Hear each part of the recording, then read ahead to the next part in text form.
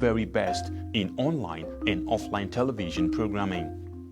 Situated in the serene environment of Guzape, Abuja FCT, TVN, as it is fondly called, caters to a wide variety of audience via carefully orchestrated mind-blowing programs in the areas of fashion, business, politics, entertainment, religion, movies, food and health, culture and lifestyle, events around the globe, sports and foreign news.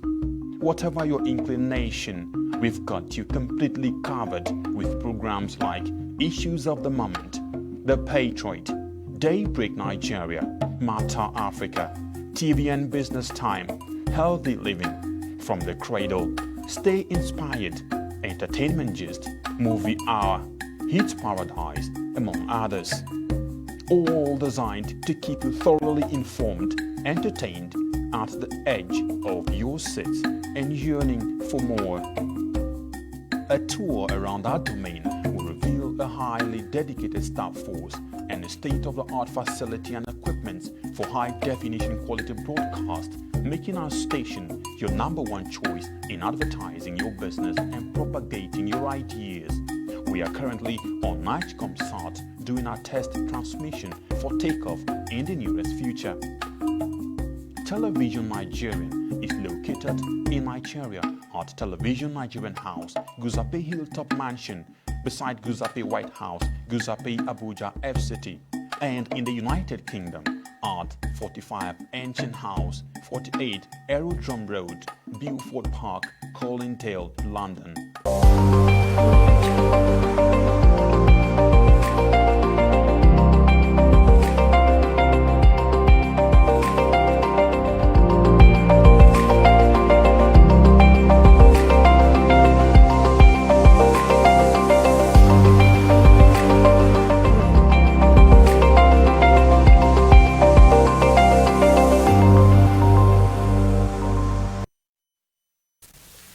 This is the COVID-19 Situation Room of Television Nigerian, brought to you live from our Hilltop Studios in Guzape, Abuja, the Federal Capital Territory.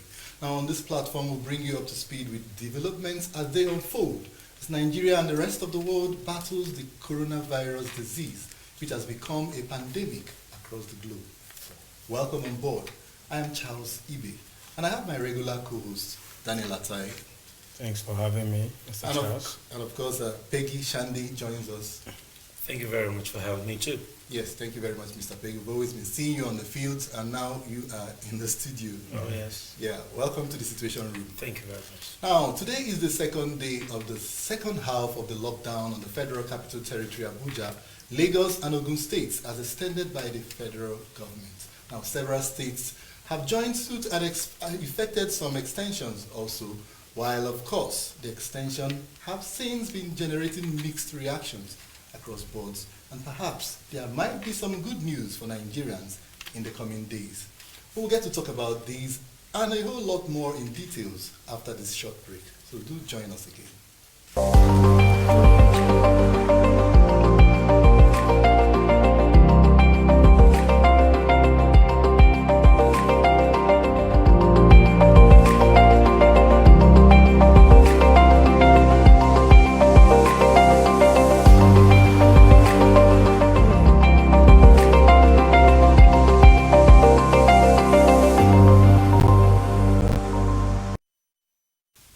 Thanks for staying tuned. It is still the Situation Room of Television Nigeria, and we are talking COVID-19. Now let's give you an update on the COVID-19 situation on the African frontiers. Now the Africa Center for Disease Control and Prevention has said that there are now 15,738 confirmed cases of coronavirus in 52 countries across Africa. According to the center, the pandemic has killed 838 people in Africa, while a total of 2,920 patients have recovered from the deadly virus, which has been causing havoc across the whole world. Now, that's in the African continent. Now, South Africa remains the highest country in Africa with 2,415 cases and 27 deaths, followed by Egypt with 2,190 cases and 164 fatalities. Now, Algeria is Algeria has 1,983 cases with 313 deaths, and Morocco has 1,838 cases with 126 deaths confirmed so far. Now, in Nigeria, we've had about 91 recoveries. We have about 273 cases. 11 deaths. So, if you put all this in perspective, you can see that Nigeria is not doing badly in containing the spread of this coronavirus, don't you think? Yes, of course. Yes. Now, so what can we attribute it to? Is it like proactiveness of our government, compliance of the people, and I mean the healthcare, health givers, the health infrastructure, and the aids also that has been coming from? So would you all put it all together and say that is why we're actually very far below in the ranking in Africa? Well, I just think that God is just helping us in this country. Because if you depend on the health systems to have been responsible for this containment, I think I want to say it's an absolute fallacy.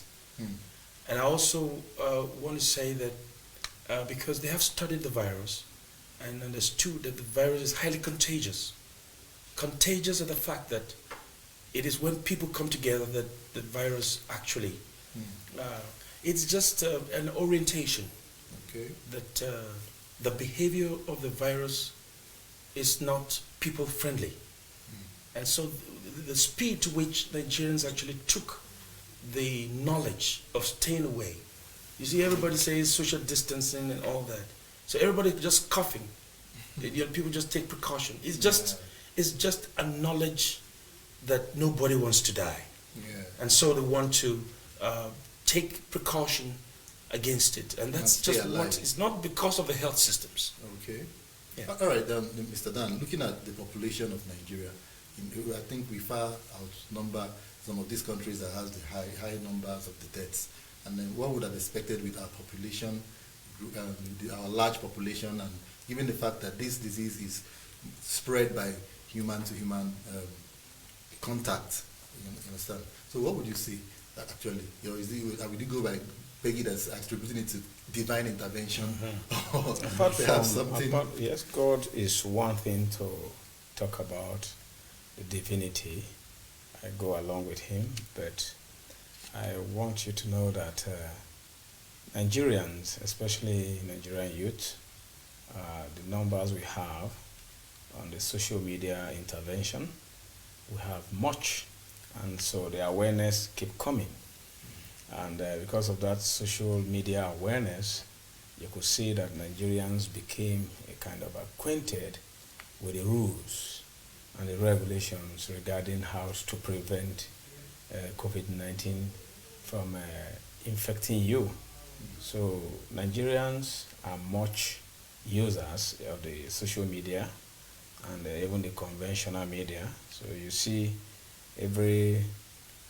most of the youth using the media, palm top, laptop, Android phones, and so on, iPhones. Everybody has it, and information keeps flying. So we are abreast with information because of the social media.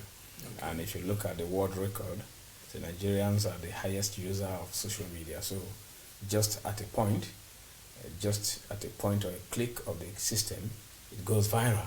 So people get to know that this is what to do to prevent this on their own. So if you want to accord it to the health sector, well, they tried.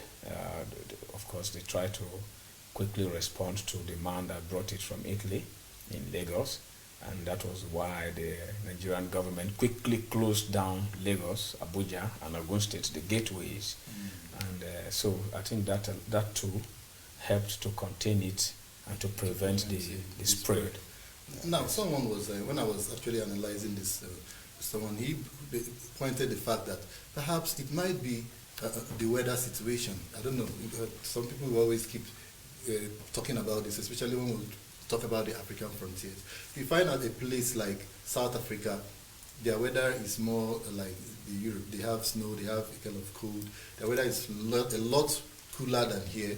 and the COVID-19 has flu-like symptoms, which perhaps it might thrive in colder environments. Now, do you see any of this playing out? Is there any possibility? Yes, from experts that so far we interviewed, they talked about the weather condition too, because the virus couldn't live in high temperature areas or regions, and of course, like you said, even without COVID-19, cold weather could also make somebody feel you have flu or having respiratory issues, especially as regard breathing.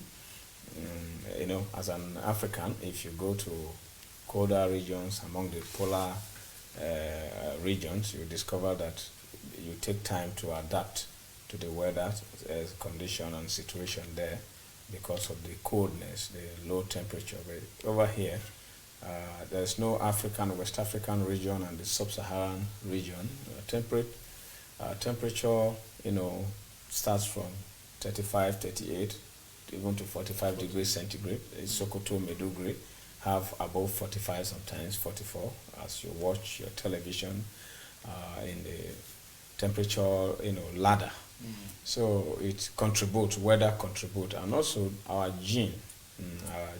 genotypes also contribute, because the gene of the black man, naturally, it has been adjudged to be stronger, superior, and adapt. The whites will beg to disagree. Adapt to nature. If you ask Mourinho, he will tell you, and some of those clubs that like black guys to play for them, they'll tell you why, that they've tested, even from the MRI test the other time, people were confirming that some people's bones look like that of horse. They're like Drogba, for example, not to talk of gene. So these are the things, these are the factors that are helping us, and much awareness still goes because of the social media. You can see some people are even throwing joke. When the COVID-19 comes out, Nigerian, what do you call them? These guys that throw jokes. They're using it for jokes, singing. Some people are threatening COVID-19 with broom.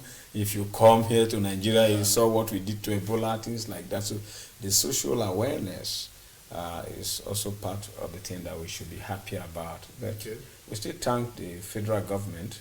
I also thank our health workers, the NCDCs. Apart from the text messages they are always sending to us, if you have a phone, definitely you must have received one phone, test or the other. So those things contribute, and I believe we should continue that way and sustain it so that the infectious nature will not spread around the country. Yeah, also some of those countries mentioned have also extended their lockdown. South Africa has extended theirs to the end of April. The other countries, Egypt, they've all extended lockdowns. Now, but in the Nigerian situation, we envisaged, there was a lot of speculation as to whether we will or we wouldn't. And we saw a lot of people, Mr. Peggy, actually, you were always on the street, you were always interfacing with people, even in the hinterlands, how people were feeling and reacting to it. Now, this is the second day of the lockdown. Do you think Nigerians are beginning to adapt to the reality that, okay, this is it here, we are going to be here for another 2 weeks? Well, it's a two-way thing. It's a two-way traffic.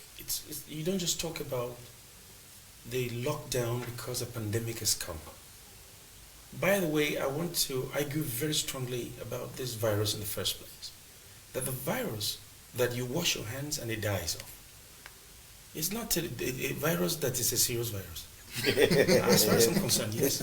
And then you see a virus that is also... No, it doesn't really die. If you wash it, it goes out of your body. I mean, if it's on your hand, you wash it and it goes down the drain. When HIV came to Nigeria, did they say you should wash yourself? It will go off. This is the only one that has come and everybody's talking about wash your hands and it will go off. As far as I'm concerned. Even the Ebola too. Ebola, they say bath in the night. Wash your hands, maintain hygiene. I can't remember. Yes, they said midnight. They didn't talk about social distancing. In the midnight, they said everybody bath with hot water and eat garlic in the bowl. Wow. They were talking about eat certain things, do this and all that. So we even use salt to bathe. Even salt. But those recommendations, they were not coming from the health organization. They were not coming from the health organization. From people. Yeah, from people, but you see, in a very desperate situation, you do desperate things. You don't care to hear whether it is coming from Ministry of Health or it's coming from NCDC. Did you hear NCDC before? You didn't hear NCDC before. But they were all there. They were all there. The only that we didn't pay much attention because it wasn't a pandemic. They were talking about Lassa fever. They've talked about tuberculosis. They are always in the mix. The NCDC. But even as the tuberculosis you were talking about, even the presence of NCDC, all this while, we still rank #1 in Africa. With the tuberculosis. With the tuberculosis. I said it. You can confirm. And we rank #6 in the world of countries with tuberculosis. And that is a worrisome situation. Very, very worrisome situation. So Peggy was saying something, so continue. You were trying to analyze it. How It's not a serious virus. What type of virus is this? That we're discussing about 2 weeks is gone, another 2 weeks is coming. And it's forcing us And to I'm stay at thinking home. that it's this 2 weeks that has been extended, it's going to continue again for another 2 weeks. No. I'm promising you people here that we'll come back here again in another 2 weeks after this 2 weeks We is don't gone. know about that. No, because given the measures the government is putting in place, the aids, I think recently there was some aids from the United Nations, the EU, they've been giving aids in terms of cash and then drugs and all of that, health packages. So I believe, and then with Nigerians obeying instructions, social distancing, and then doing all that is required by the health center, I don't foresee an extension. Well, I was saying on one thing. Okay. I said there are 2 ways. Yeah. And I mentioned that it is one thing to run away from the dreaded coronavirus. Okay. But it's also another thing on the economic aspect of it. Yeah. You see, so the economic aspect of it is one of the things that I think the federal government of Nigeria has not been able to, deal with. Oh. You see, the palliatives that has been talked about. I'll go out on the streets and I interface with these people and they have a problem. No palliative has gotten to them. Now, is it that the ministries or the agencies, saddled with the responsibility, really don't know what to do? I attended the interactive session on stimulus package at the Senate chambers. It was presided by the Senate President and the Honorable Speaker of the House. And all the ministers were there, relevant. When the Chinese were talking about messing up with Nigerians in China, the Minister of Foreign Affairs was there. And I heard when the Senate President actually told him that what exactly? They had to send someone here to give a word and to speak to the embassy of China to be able to address that. And this is the same China that are bringing in help. Yeah, on this issue now, I also saw something from the Chinese government about the real situation in China, and also a Nigerian in China, especially that is it Guangzhou or something, that particular where so-called incidents were. A Nigerian, I think an Igbo lady or thereabouts, she did say that the government of China were not marking out any Nigerians. In fact, that it was Nigerians that were flaunting the orders about stay at home. They were all put together in some kind of isolation or quarantine, but Nigerians were always breaking those rules. They said if you leave, I saw the video. Yes, I saw it. The Nigerians confirming that they said if you go out of this hotel, you're not going to be allowed in.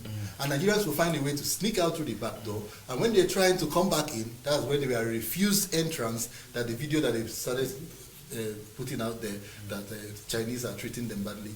Because coming from a Nigerian right there, given the situation, I had the cause to really sit back and say, okay, perhaps maybe China wasn't really as guilty as charged in the case of mistreating Nigeria. You're very correct on that. I don't know if Dan has somebody. I know that. You see, it's still part of what we're talking about. It is one thing to force people to stay in one place. People who do not understand what it means by staying inside all the time. And people that always survive by hustle. Yes, people who go out. Nigerians are people who go out. Wherever they are. Wherever they are in the world. And they hustle. I don't like using the word hustle. That hustle looks like it's demeaning to me. But I think the right word to do is that even the Bible says that he who works must eat. Okay, so they go out English, to work. they go out to work. I don't like the word hustle.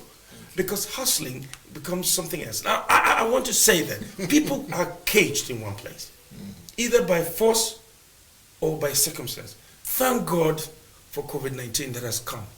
Now, those in China, they didn't go to China to be locked up. Now, Nigerians are in Nigeria. And we are not here to be locked up. And we are also locked up. Some of them refuse to be locked up. So you can see the power.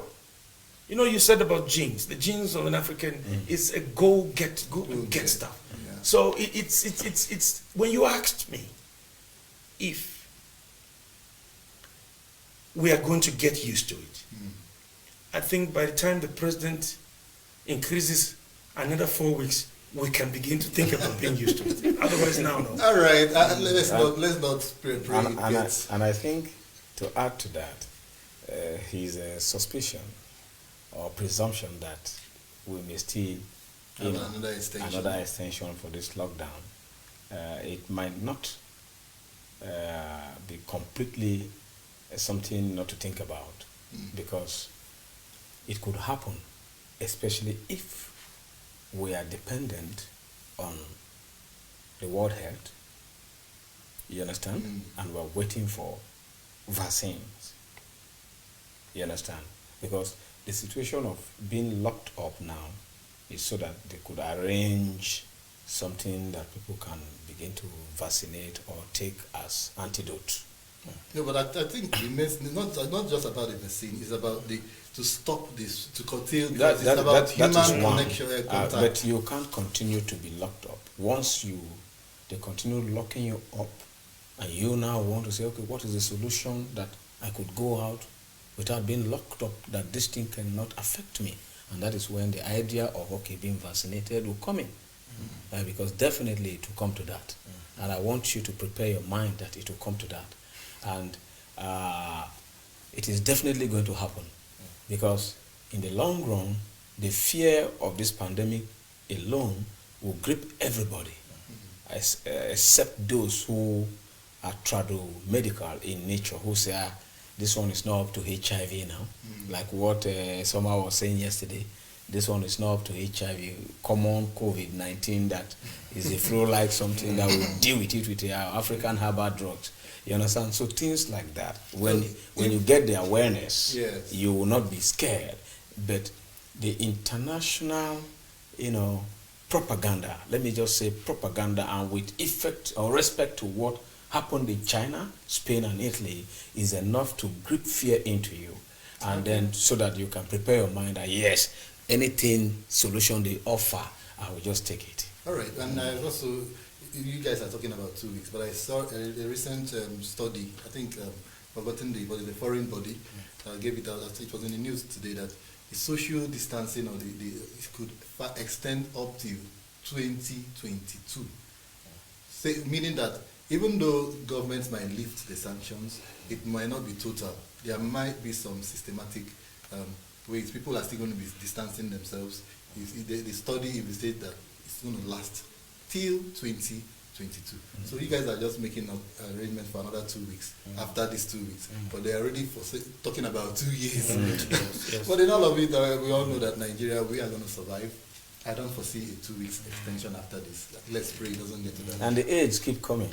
Yeah. The EU donated 55 million yesterday, about $20 million. Exactly. So it's going to help the situation. So I don't, billion naira. Which is why so I the aids don't are coming from nations and from spirited individuals playing their own part. So I don't really foresee an extension. But even if it gets to that, we can always deal with it. But before we get to that extension, let's get to the news desk and find out what is happening in Nigeria, especially in regards to COVID-19 and some other stories. Join us again after the news. Here are some news updates for Wednesday, the 15th day of April 2020. 4 states of Lagos, Kano, Akwa Ibom and Edo, as well as the Federal Capital Territory, Abuja, counted for the new 30 coronavirus cases confirmed on Tuesday night by the Nigeria Center for Disease Control. Lagos had the lion's share of the fresh cases with 25 out of the 30 cases. FCT had 2 fresh cases, while 1 case of the virus was recorded in Kano, Akwa Ibom and Edo State respectively, bringing the total number of states with the pandemic in Nigeria to 20. 99 of the infected persons has been treated and discharged following the announcement of the discharge of 8 patients from Lagos, while 11 deaths has been recorded so far in the country. The federal government announced on Tuesday that it now has evidence of community transmission of coronavirus in the country, saying over 9,000 persons of interest has been traced, while calling on Nigerians to continue to obey all containment protocols put in place by the federal and subnational governments. The Minister of Health, Dr. Ersaje Ehanire, who disclosed news of community infection at a briefing of the Presidential Task Force on COVID-19 in Abuja on Tuesday, said they have evidence of community transmission already, which reinforces the urgency of physical distancing, use of face masks, and the maintenance of hand and respiratory hygiene, as well as strict adherence to measures and regulations as announced by the President. In his presentation at the briefing, Director General of Nigeria Center for Disease Control (NCDC), Dr. Chikwe Ihekwazu, said the agency's aim was to increase its daily testing capacity to 4,000, but noted that the current challenges was not with testing, but with collection of samples.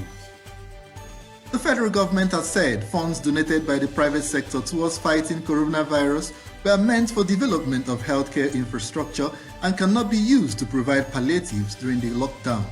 The Minister of Information and Culture, Alhaji Lai Mohammed, stated this in a monitored interview in Abuja on Tuesday in response to requests that part of the billions of naira being donated by public-spirited individuals and private institutions be shared to people to cushion the effect of the extended lockdown.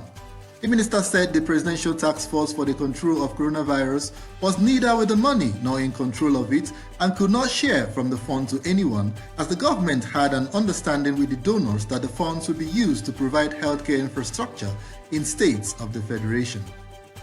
Governors in the 19 northern states of the Federation have said that states in the region cannot afford lockdown, noting that the development will come at a high cost.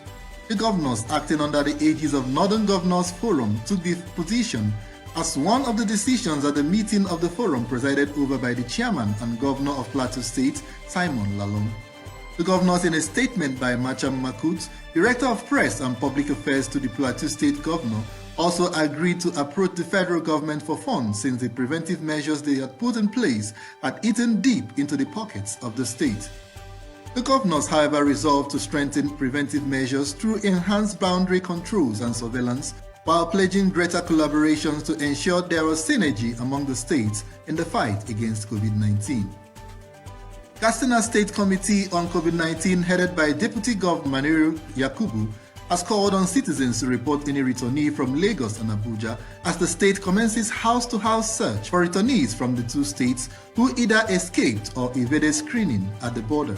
The State's Committee on COVID-19 stated that they have reports from members of the public that people suspected to be living with the virus have infiltrated the states from Abuja and Lagos, further revealing that they are liaising with the technical and emergency response committees to ensure that such people are identified, isolated, and their samples taken for testing.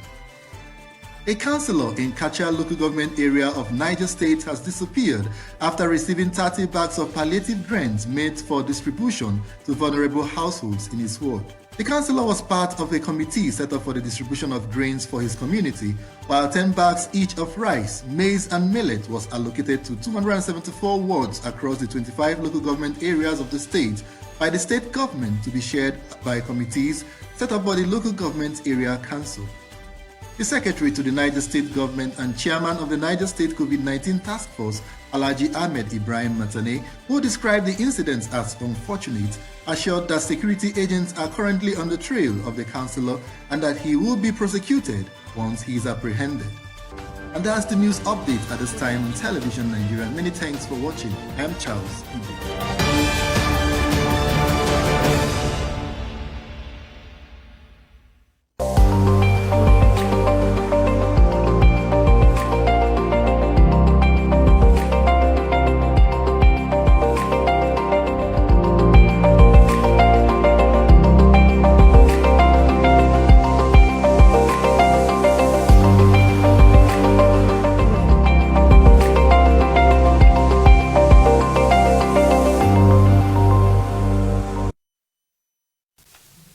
Thanks for staying tuned to the COVID-19 Situation Room of Television Nigerian. You just saw news coming from Nigerian what is happening across states of the Federation, especially with regards to COVID-19, the efforts of government, the efforts of individuals, and the reactions, as it were. Can we start with the last report that talked about?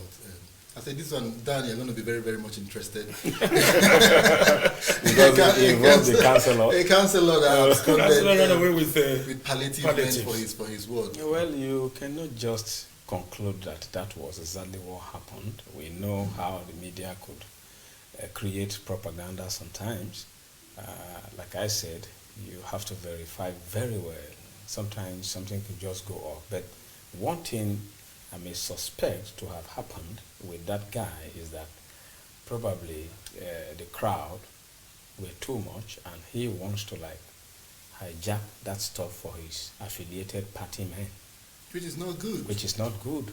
So, but to say he ran away with 30 bags of rice meant for the people of his, that cannot happen. It couldn't have happened. So what happened originally there is that he has stakeholders who must have engineered him, please, this thing if you give it to people who are not our party members, unlike people like us, who could do things across board. Yeah, but such a narrative, should it be? Should it, because for the last 2 or 3 weeks, I've not heard anything about party, PDP, APC. Everybody's talking about COVID and staying alive. So why should it when it comes to sharing narratives? That is wrong. And if that was what happened to me, in my own opinion, because there's no way as a leader of your ward, you must come back to that ward. You must move on the street and great people will come to your house, greet you. As a matter of fact, people will come to your house with plates, with, open hands to beg you for money and so on. You have to oblige. Set aside. The deputy governor who heads the committee in that state has stated that the security operatives are on him, and once he's apprehended, he's going to be prosecuted. Perhaps he already lost his job as we speak. He could be recalled, not as if he has lost his job. The process of recalling will still take place. If he had to be recalled, you have to go back to the process of the way you voted him, and then you have to vote him out. So people have to append their voters' registration and signatures one after, which is very tedious. So I think he could just be suspended and then punished to serve as deterrent, and then he's also spoiling, jeopardizing his future elections. If he aspires for anything in the future, the people may say, no, you that couldn't even lead well, so we won't give you our vote again. Because the process of electing a councillor is option A4, where people have to queue for you, queue for their choice. You can't do it in proxy. Now, Peggy, we've seen a lot of agitations from people that government should do something. Government give us palliative. Government do this. Don't lock us down. And now this is a government trying to do something, and this is an individual trying to sabotage that effort of government. So what do you see playing out? You have to see it from this perspective too. He has been elected a councillor, and you are in this country. You know exactly what is happening. Those palliatives that the honorable councillor ran away with. He ran away with those things because probably that the government maybe didn't bring those palliatives on time. But they came, whether late, better late than never. Whether it came late or it came better late or never, is not the case with the councillor. Why did he run away with those materials? Greed. It could be greed, but at the same time, when a system allows hunger to be, you lock people down and you tell them to be locked up again another 2 weeks. But on the level of a councillor, don't you think he's better placed than that ordinary person, that poor widow, somebody under his word that he's supposed to even be thinking about before thinking about himself? And that's because Dan, you used to talk about stuff when you were a councillor, what you used to do, how you are sharing out stuff. So in the line of this, shouldn't that councillor, don't you think the people made a mistake electing such a person? I think for running away at all, or for trying to conceal the 30 bags to himself, is already a serious crime, is a serious political crime, detrimental to his life aspiration, so long as he lives in political pursuits. it is very, very dangerous to have done that. People want to make glorious name. People want to make good name. Say good names are always better than riches.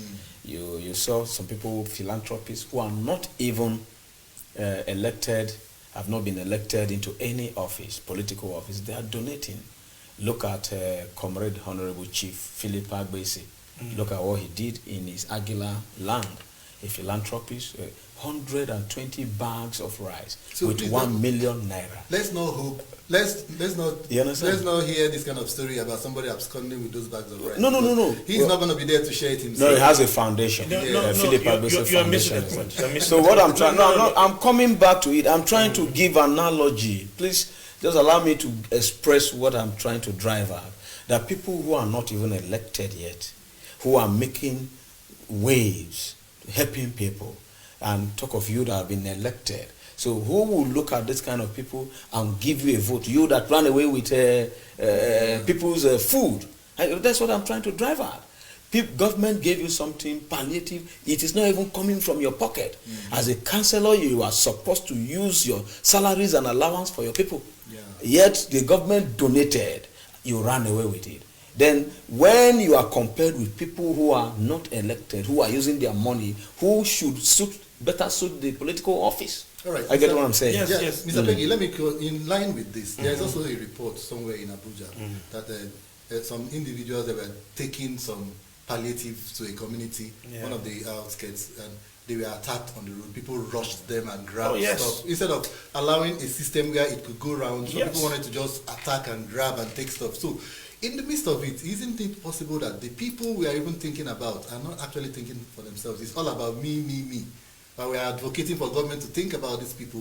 Spiritual individuals think about these people. And then they are making these efforts, but the people themselves don't want it to work. What do you see? That is it. That's where you see the NAS president, in one of the press conferences, he addressed the nation, the state of the nation. He demanded in 72 hours, one of the conditions to the government, he mentioned the fact that let these palliatives reach Nigerians directly. Now, why will a councillor, having been voted for, are you looking at his pedigree only? And then considering that maybe he may lost elections any further, you are just looking at it from one part. But the councillor became so hungry and forgot about himself being a councillor. Because the situation in Nigeria presented him to forget about his status. Because the hunger is more than councillor.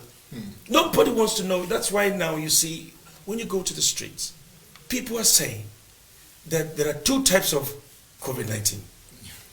There is coronavirus and there is corona hunger. Hunger virus. Anyway, to add to that, if you want us to flog it a little bit, as a councillor, you earn salary. At least in Niger State, I know the salary should be up to 250,000 naira per month. And allowance per month should be up to 100,000 naira. You understand? For a councillor? For a councillor. Wow, that's The huge. Gazette in Benue, for instance, is 245,000 naira per month. Really? But the bureau will shortchange, will cut, and you will sign 245, but you get 150,000. Which is another form of corruption. Which is another form of corruption. And then they give you allowances. The allowances of 70, 80,000 per month. That is aside your severance after 2 years service. Now, a good councillor who wants to be the leader of the people, to maintain, his pedigree, to hope for future election, in that your entire allowances, you have about 250,000 in a month or more. What stops you from just take 100,000, 10 widows or 5 widows, you place them on 5,000. There are students, you pay their school fees monthly, of course, even their WAEC fees. So this man forgot about this thing. He wants to store till when the lockdown will be over for only him and his family to be eating from you, your assertion, your opinion. So in that case, we don't encourage such people to be in leadership position, because a leader is a servant first. You have to serve the people first. You can go hungry, let the people feed. That is how a leader is being seen. All right. So we would roundly condemn whatever situation that led a councillor to take palliatives, whether it's hunger, whether what is greed or whatever. We totally condemn that, especially at this time when people are dying, people are being locked down, and due to hunger, people cannot do stuff. Let it go round. Something that was given to you, let it go round. I mean, there's no excuse whatsoever.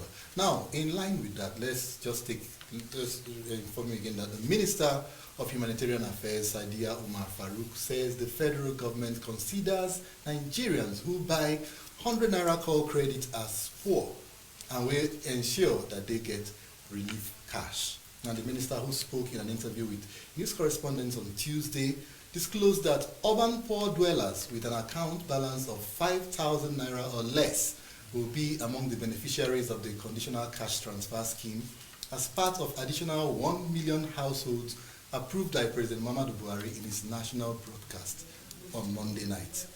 Now, isn't it good news that, finally we'll complain that government is not really thinking about us. Here, they are making an effort. If you normally recharge 100 naira, recharge card, they consider you as poor. So, in a nutshell, how do we look at this move by government? Is something to cheer? Is it? I don't know. What do you think? Well, that yardstick is not. Is to me, it's not normal. It's not normal for you to say people will recharge. Even sometimes we do recharge 100 naira. Doesn't mean that you are a poor man, and you cannot even say you cannot judge that a poor man is somebody. See, the Nigerian government is always so funny. Sometimes with some policies or ideas they brought out to adjudge who is a poor man, who is a poor perhaps man. because Nigerians have been asking so much questions. Like you said, you have a poverty register. How did you get? Who are in those places? Now they are thinking of ways that it will not. This clearly shows that the poverty register hasn't been there. It's there, but perhaps people are not satisfied with it, so they are trying to look for a way. What about the vulnerable? We have the office of the disabled. We have an essay to the president on disability. Yeah. So how many are the disabilities in Nigeria? Then we have yes, the statistics are there. They just don't want to follow. But the funds and donations are coming. Europe and America, they are donating. People are donating. Even China has donated. So why are they? What are they going to do with all these donations? Are they just going to build the COVID-19 centers for people to be killed, taken to the hospitals to quarantine? Like in response just to like that. we saw in the news where Lai Mohammed stated that those donations by spirited individuals are not meant to be shared. That there is an arrangement that it needs to improve the healthcare infrastructure, perhaps build a hospital to take care of. We've always complained about healthcare centers lacking amenities at the airport, at the borders, and so on. Build more places to take care of the people. So and what about the health workers? Do we have enough workforce in the health? Yeah, those funds should be to take care of them as well, alongside with the amenities that they need to work with. Now, but let's still look at this issue of the 100 naira recharge card, and then if you have less than 5,000 naira in your account, you're a poor Nigerian. So, isn't it something that we should share? At least if they should follow and say, okay, along this line, Nigerians should get something. Isn't it something we should be clapping our hands for? Thank you very much, Mr. Charles, for asking us to be clapping in the studio now. But one of the things I want you to know very clearly, should we address Lai Mohammed for directing funds that he did not instigate? If anybody gives funds for a project or for something, and in this case, the COVID-19 pandemic, can you separate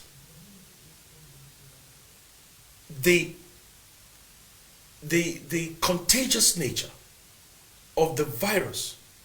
Or let me rather say, will you separate the clinical infestation of this coronavirus with the staying at home and then expecting that your stay at home is going to stop the spread with the palliatives that the government has set to give as a stimulus package? Will you separate stay at home, it is because of COVID-19. Yes. Stay at home so that COVID-19 will not spread. Still stay at home because government knows that you can be suffering. I will alleviate you. You can't separate these two. So wherever the funds that Lai Mohammed is not the one who asked them to donate, donated and stated the source, stated the purpose to which this donation should be served. It is wrong. It's completely wrong. It's a negation of the whole process. Yeah. Then you come to looking for 100 naira as a yardstick, just like Engineer Dan has said that is a very funny. I would not have used that method, even though if that method could also help to get, a congregation of people who really need these funds. Yes. We should be talking about what informed the president in his speech to increase 1 million households. 1 million households increased on the number. It is not now everybody's going to look for poverty registers, running helter-skelter. They are looking for poverty registers. What in the first place was the reason for why they established BVN? Okay. So the central bank can monitor who is a poor man. Now, if I were the central bank or whoever is in charge of this, I would just know very well, even by physical assessment, distribute food according to locations. Okay. I'm not going to give it into the hands of the governors, because the governors will pocket it. Exactly.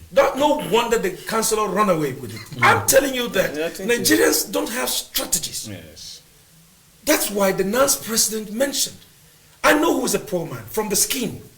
Really? And if you have not made your hair for a very long time, and you have not used a good cream in a long time, you have not used a good soap, looking at the way you are smelling alone, the ooze, the repugnancy of the smell that comes around you, shows clear, I just need to go to the streets. But don't you think there are some people who are too busy making money to take their bath? There are people who are too busy making money to go and make their hair. Sitting in a salon is a waste of time because there is money to be made. People as early as 4 or 5, they are out of the house, going to the salon to wait for hours to look good. Who is talking about looking good when your account should be looking good? Yes, so the account is looking good is why I'm saying that they should have known if recharge card is good. Is it recharge card they are going to send, or it is they will use recharge card 100 naira and then send monies into your account? They will send monies into your account. How much are we even talking about they're sending? They didn't mention the figure, but at least they're going to send something, which is a palliative. We've always been crying for this. They have tried sending food, and we have seen people running away with the food. They've tried sending trucks of loads reliefs, and people are being attacked. And you saw what happened in Agege bread. So maybe to cushion all of this, to prevent stuff from happening, they are now looking at, okay, who really needs this? If you are struggling to recharge 100 naira, then that means you are poor.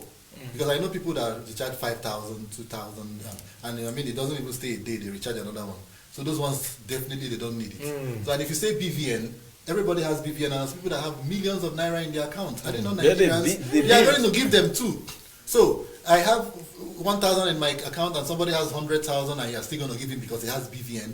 But now they are trying to say, now if you are recharging if you just manage to recharge 100 and you have less than 5,000 naira down as your account balance, then you really need help. And they're going to give you maybe 10K, 5K or something. I think it's something we really need to applaud if they actually apply to it. Yeah, we'll wait for it. Well, I recharged 100 this morning. I'm waiting for it. I'll wait for All right. it. While we wait for the government to to make good of their promises, let's take this break. And when we come back, we'll talk about some more palliatives coming from the government, this time from Lagos State and some other things in the news. Join us again.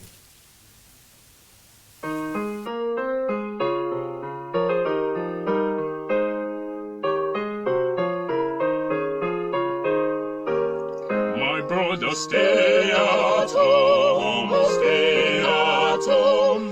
Corona de forodo, just stay at home. My sister, stay at home, stay at home. Corona de forodo, so just stay at home.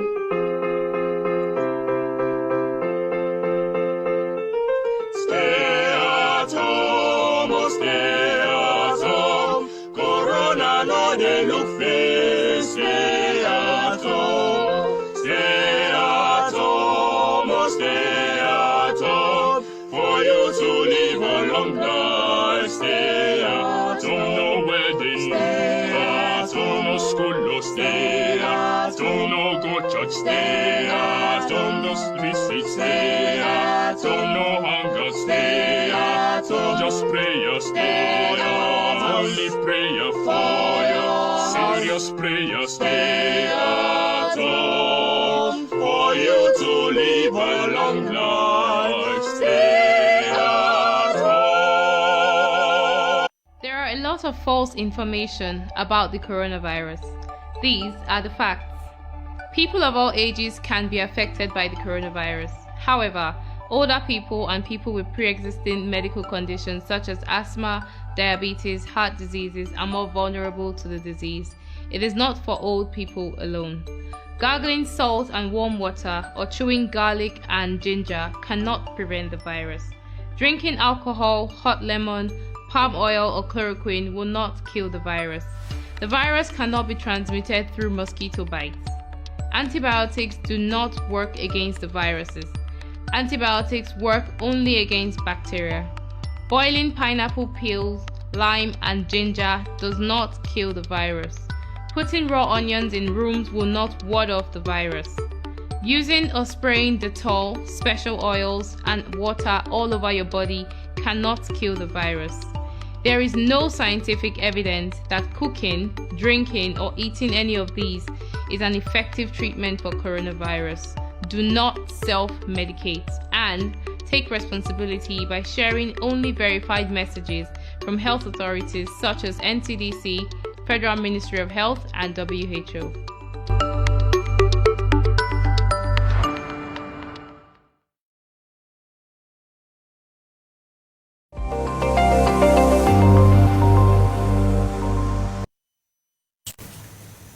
Thanks for staying tuned.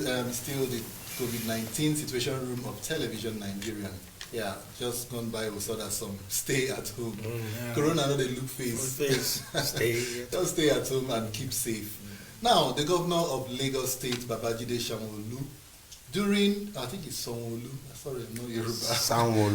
Sanwo-Olu, during a media briefing on Tuesday, said the state government will feed 100,000 youths daily to cushion the effects of the lockdown on residents. He said the exercise tagged Daily Food Kitchen program will help to reduce hunger among youths who are unable to work as a result of the lockdown. Sanwo-Olu said that the state government has begun to identify local vendors who will assist in cooking and serving the meals. Gentlemen, maybe we should do another round of applause. What do we say? Lagos is taking the Lagos is taking the lead, lead. setting the pace always, but as we saw some in the news 2 or 3 days ago where they were sharing bread, to Lagosians on the street, and some of them were rejecting the bread, throwing it at them, and then there is this sack of rice, just like one module of rice. Inside the bag, they wrote on it COVID-19 rice, and they were sharing with one loaf of bread. And so they say this is another conduit pipe for some persons. If the government have released money to the tune of billions to cushion the effect by cooking on every street, some of the strategic areas for people to come and eat and ease the lockdown situation.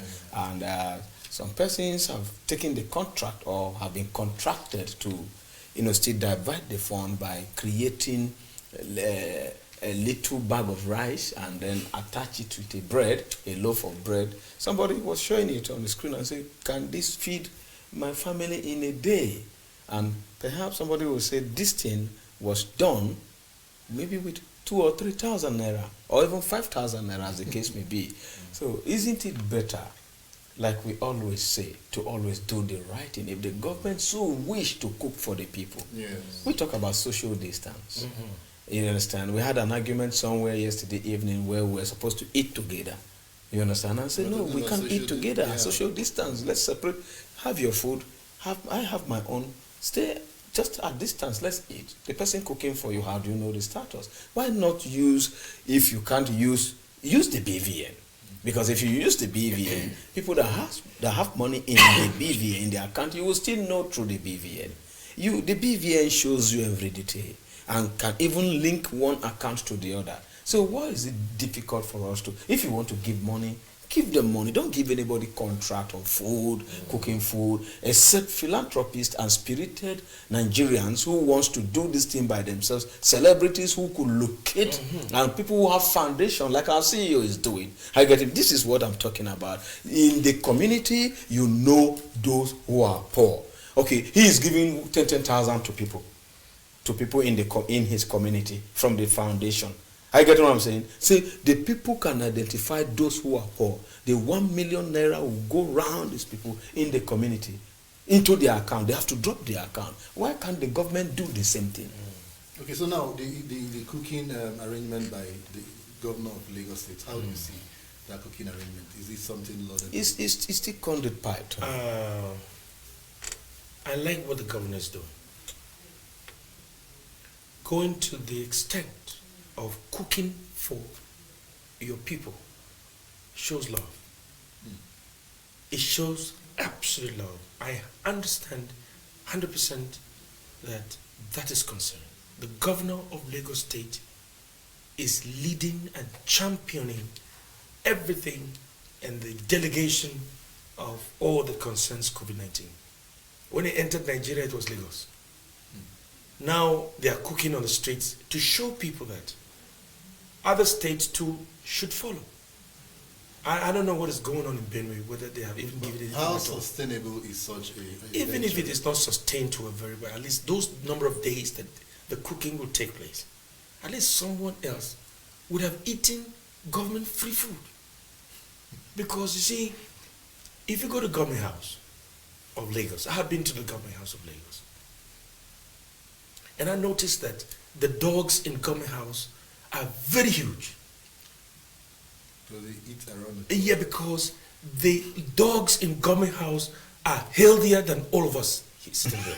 No, perhaps it might be a breed.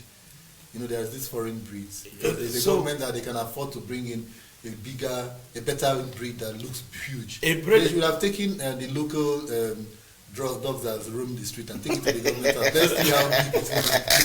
And so these local dogs cannot even have a gate pass into Government House. And so you can see that whether breed or no, even foreign breeds, they also get lean. Yeah. So I'm trying to say something that, you see, if the dogs, because when I got to Government House, you know, I noticed that the dogs were very comfortable. Not to talk of the human beings. So I remember one day that one of the governor's aides said that, man, if these dogs are this healthy, what happens to the Lagosians? And I'm trying to transmogrify the idea of feeding the people to just like the dogs. And exactly, it's a love, it's a show of love. Okay, let's hope it doesn't get abused, because everything is prone to abuse, especially when it comes to this country.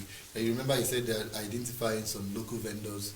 They're going to be contracting money to these people to cook. Let's hope they really cook real food and not watery beans, salty rice or stone-field stuff, and then people. It's about feeding 100,000 people every day. Every day, and you know what that means. You know the billions that could, be said to have been used for that. I know the idea is good. The idea is fantastic. It's a pace-setting idea. But you see, it is not still, bad to say that it could be conduit pipe. It could be conduit pipe because of the way we do things in the country, because of the way, naturally, the average leader in Nigeria behaves. There is this gluttony even among the cadres of our leaders. There is this. This concern now, should it be, isn't like we should be always circumspect when something is coming out from government that it's always too good to be true, that there's always something hidden agenda. Couldn't it be like, okay, government actually genuinely cares for the people? Yeah, they are giving it out. It might not be conduit pipe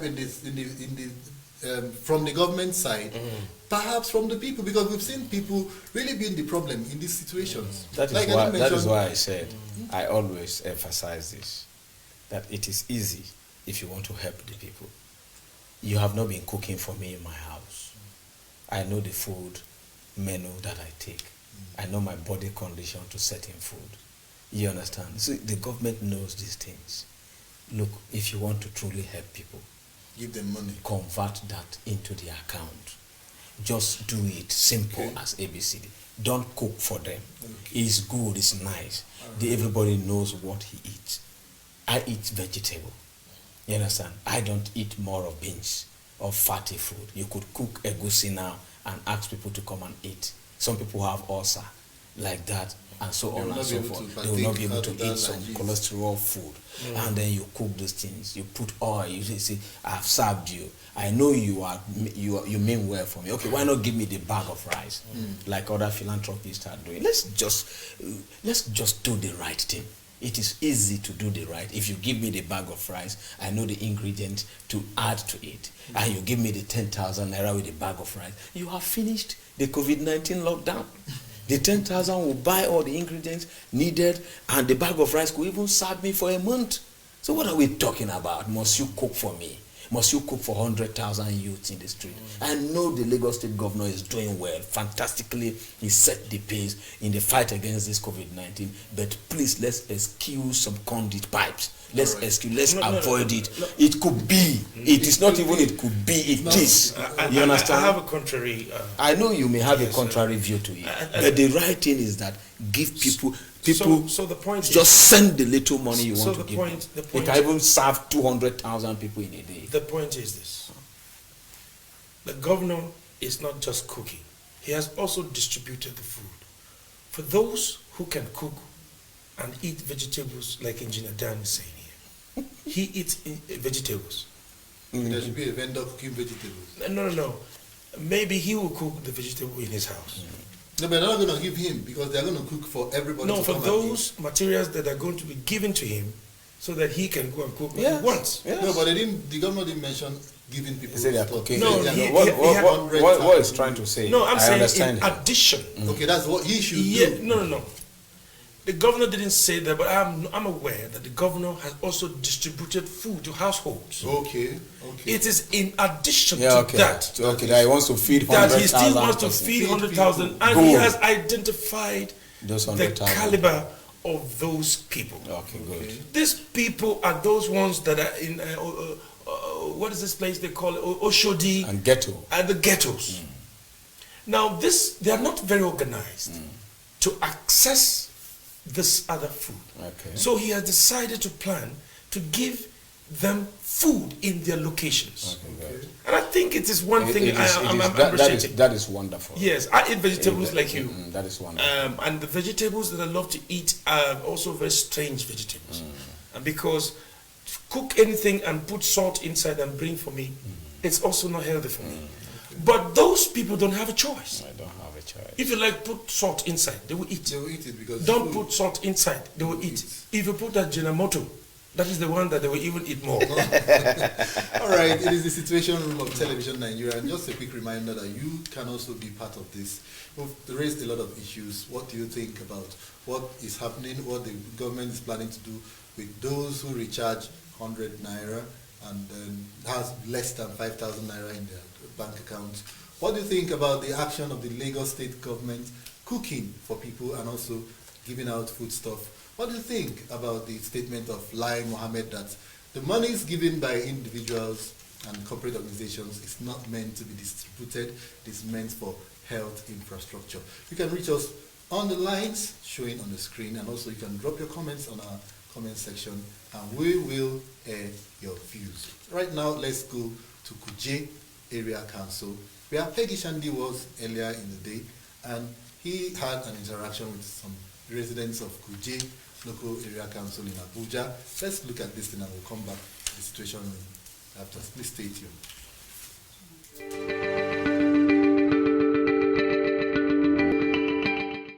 This is Kuje Area Council, FCT Abuja. We want to find out how Nigerians feel now that the president has extended the lockdown to another 2 weeks. Let's find out.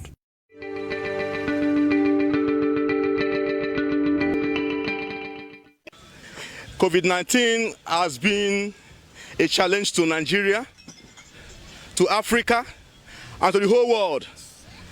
And this pandemic is really crippling the activity, the economy, the growth, the social activities, and the economy of the nation. And for past 14 days, we have been indoor. We are doing nothing. What we do is we eat food, we shower, we do go on sports, but it's no more helping us. Why do I say that it's no more helping us? Giving us another 14 days without disbursement of money appropriately, not giving us sufficient food, not giving us what it takes, basic amenities for the Nigerians, not giving us our fundamental rights to express ourselves in terms of challenges. I think the government should readdress and standardize their method of doing things, especially in disbursing the facilities that they're supposed to give to Nigerians. Do you think the food that you have stored in the house is going to take you for the next 2 weeks? A young man, as I'm talking to you, I don't have money in my wallet. I don't have food in the house. My 3 children are telling me, "Daddy, Daddy." And you see me, I'm sweating. You can say I'm sweating, I'm going to work. I need to go and do something to feed the family. And I have not seen anything to hold on. You're going to work when the president said another 2 weeks? Yes, the president should issue his directive, yes, and we have to obey the president. But in the issue of stomach infrastructure, I don't think that, to me or other people, I can stand for that. You don't put the 2 weeks under this. We are not suitable for this situation. They don't stop our work. They don't give us anything. No money, no food. That's the problem. We did here. They don't stop our work here. So you think this 2 weeks you're going to die?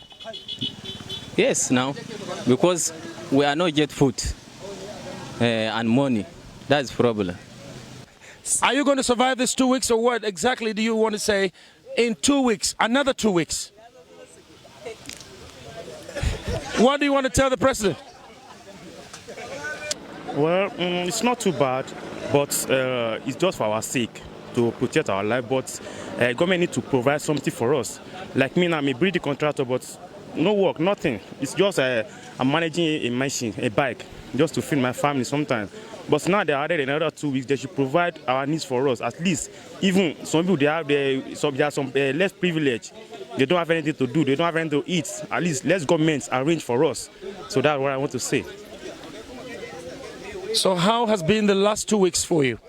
The last 2 weeks, it has been somehow, you know, it's not too bad, but we are just managing ourselves because we are already prepared for it somehow. So, but let government just try to give us something. How exactly are you going to take the next 2 weeks? We barely survived the 1 month, 2 weeks that has been given to us. And now again it's giving us another 2 weeks. How do you want us Nigerians to survive? Only God. If we, the poor masses, are allowed to work on our own self and decide on how this coronavirus, COVID-19, should be addressed, we are saying that the government or the president should open up the roads and activities for everybody to handle, but provide necessary amenities that we need to do away with this COVID-19 instead of stopping us from carrying out our normal day-to-day activities. Do you have food in the house? I don't have. Have you? I've not eaten today. I came out to my shop and I'm denied the right of opening my shop. Over there you see them, security men, soldier, police, road safety, even VIO, chasing us, helter scatter.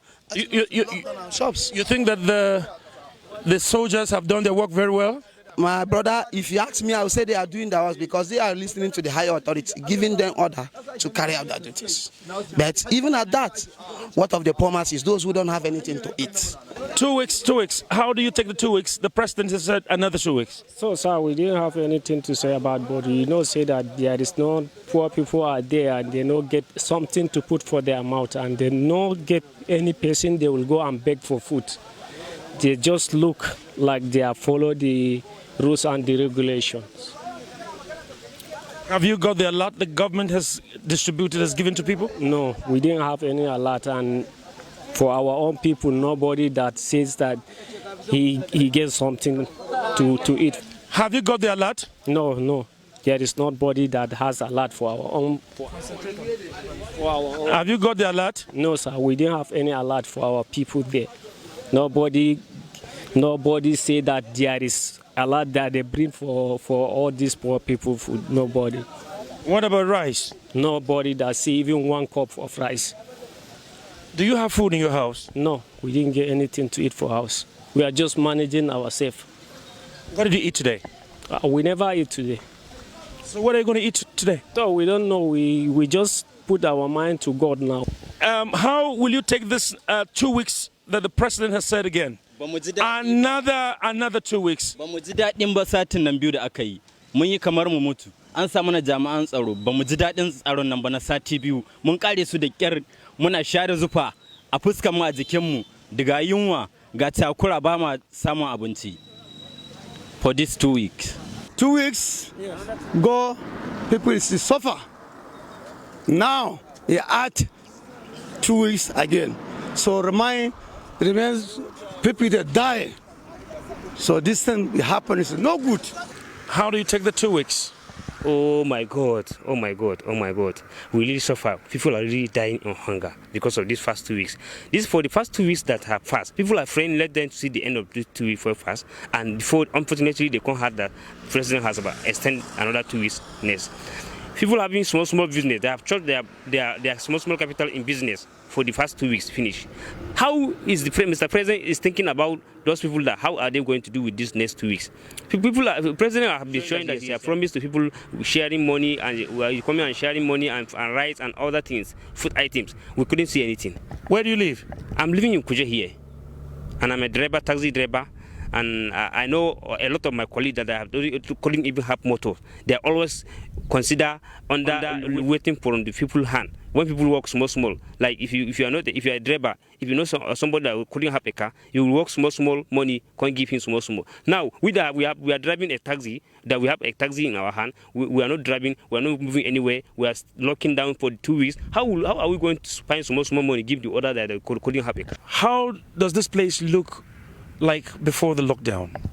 Before the lockdown, if you look at the road now, it's very dry. There's no anybody, no any car is passing. Look at the road, it's empty.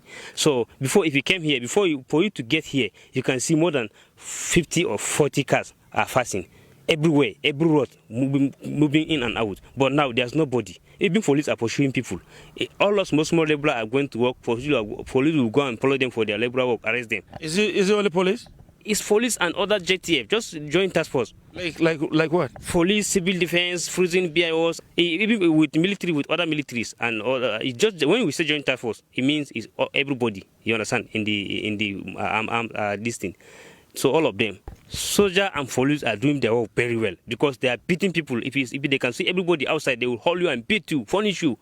You understand? So soldier and police, they are doing their work according to the order from federal government. They are doing their work very based on their order. So nobody will come out. People are scared to come out because of if you come out, soldier will maltreat you, beat you. Police and soldier will catch you, beat you. So you can look at the street, there's nobody. So people are scared to come out from their house. Well, you have heard the reactions of Nigerians, and taking another 2 weeks is not just very easy for them. They are asking the federal government to provide palliatives for them. Peggy Shande reporting for TVN.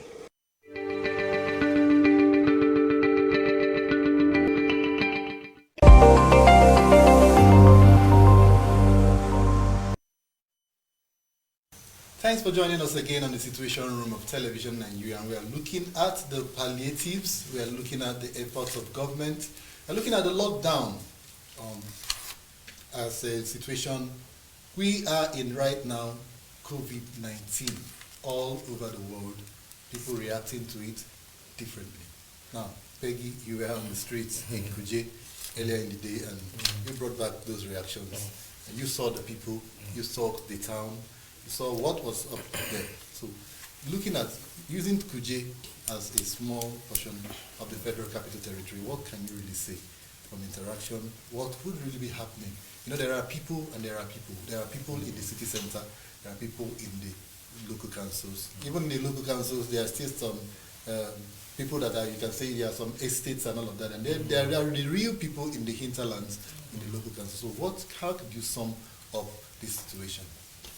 When I arrived Kuje, when I drove, when I packed, and I was moving out, all the community, the people came out. They came out to, I'm expecting that I brought rice for them. Until, you know when there's this thing about camera, once you pull out the camera, you want to shoot something, they feel that something is about to happen, the government has sent something. So when I got around them, they didn't maintain social distances at all. The social distancing was completely, the settlements are very communal people, they just want to hang around what's going on. I had to take a lot of time to drive them away from where we were so that we maintain social distance. And then when it got close, what I noticed was that there was hunger, a lot of hunger, on their faces, looking all over their faces. Some of them, when they were talking to me, I had to close my nose. Yeah, because the stench that was coming out as a result of, when somebody doesn't eat, there's the ulceration that oozes out some kind of repugnant smell coming up. It's very bad. And I spoke with them, and they said that they're expecting government. As you can see, what the reactions were. That's just a sampling of what is there. And then government should not delay. You should just send them those things. Those are the communities that need, this thing. And then he said that the soldiers, if there was at any time in their lives very effective on the job of uniform, soldiers will beat you silly, blue, black. In fact, they beat one journalist for just struggling, to be able to say what. I had to remove my ID card and I showed them. And I was responsible, and I told them, no, I needed to go in there to carry out samples. And they said, please. And I got in there. That's the situation. All right, Daniel, you're a grassroots person. Yeah, you've been in the council. You are the ones closest to the people. Now let's use the Kuje example from what we saw, from what Peggy saw and brought back from the field, to what really is happening in councils, different places, what people really are feeling at this point in time. So looking at that, what really should happen? And I know you've advocated that government should send in money, but perhaps people like this, there might not really be a way that government can reach them to send in that money. You would have asked maybe if they have BVN or they have bank accounts. For somebody that doesn't have food in his house, do you believe that person might have bank accounts? They have representatives. We saw some House of Rep members. The closest person to them is the councillor, which this bad example, this bad precedents now may begin to jeopardize what intention some government, state government would want to do. But notwithstanding, it is still the onus on them to distribute or disburse palliative when it comes to ward level, because you have the statistics and the data of your people as their leader. It is now subject to their expediency, and that is what I could say on that. But as regards, you mentioned in your report that they were not keeping social distances at all, and that is bad. That is bad because we may take these things very lightly because of the way the symptoms looks like it's pneumonic or it is malaria in nature. But when the rating comes, this thing we are not keeping, obeying social distances could cause havoc with our population, and especially because of the way we are used to staying together, shaking hands. Like me, I'm used to shaking hands, but for over 2 months now, I've stopped shaking hands, more than even before when I Social saw distance. it from abroad and all those things on news. I just kept my social distance place. So they should maintain that social distance. And while we are crying to government that palliative, if there is no palliative, like I said yesterday, it is better you devise a means for yourself. You could meet your leader. Little change could drive you for some time. Don't be shy about this. If you are truly hungry, you can send tests to somebody to help you. The government might not reach you on time before death comes due to hunger, but a friend could reach you on time. Even the least of the person you don't expect could just do you a favor. And be bold enough, swallow the pride and ask for help. And you that could give help, don't wait to be asked.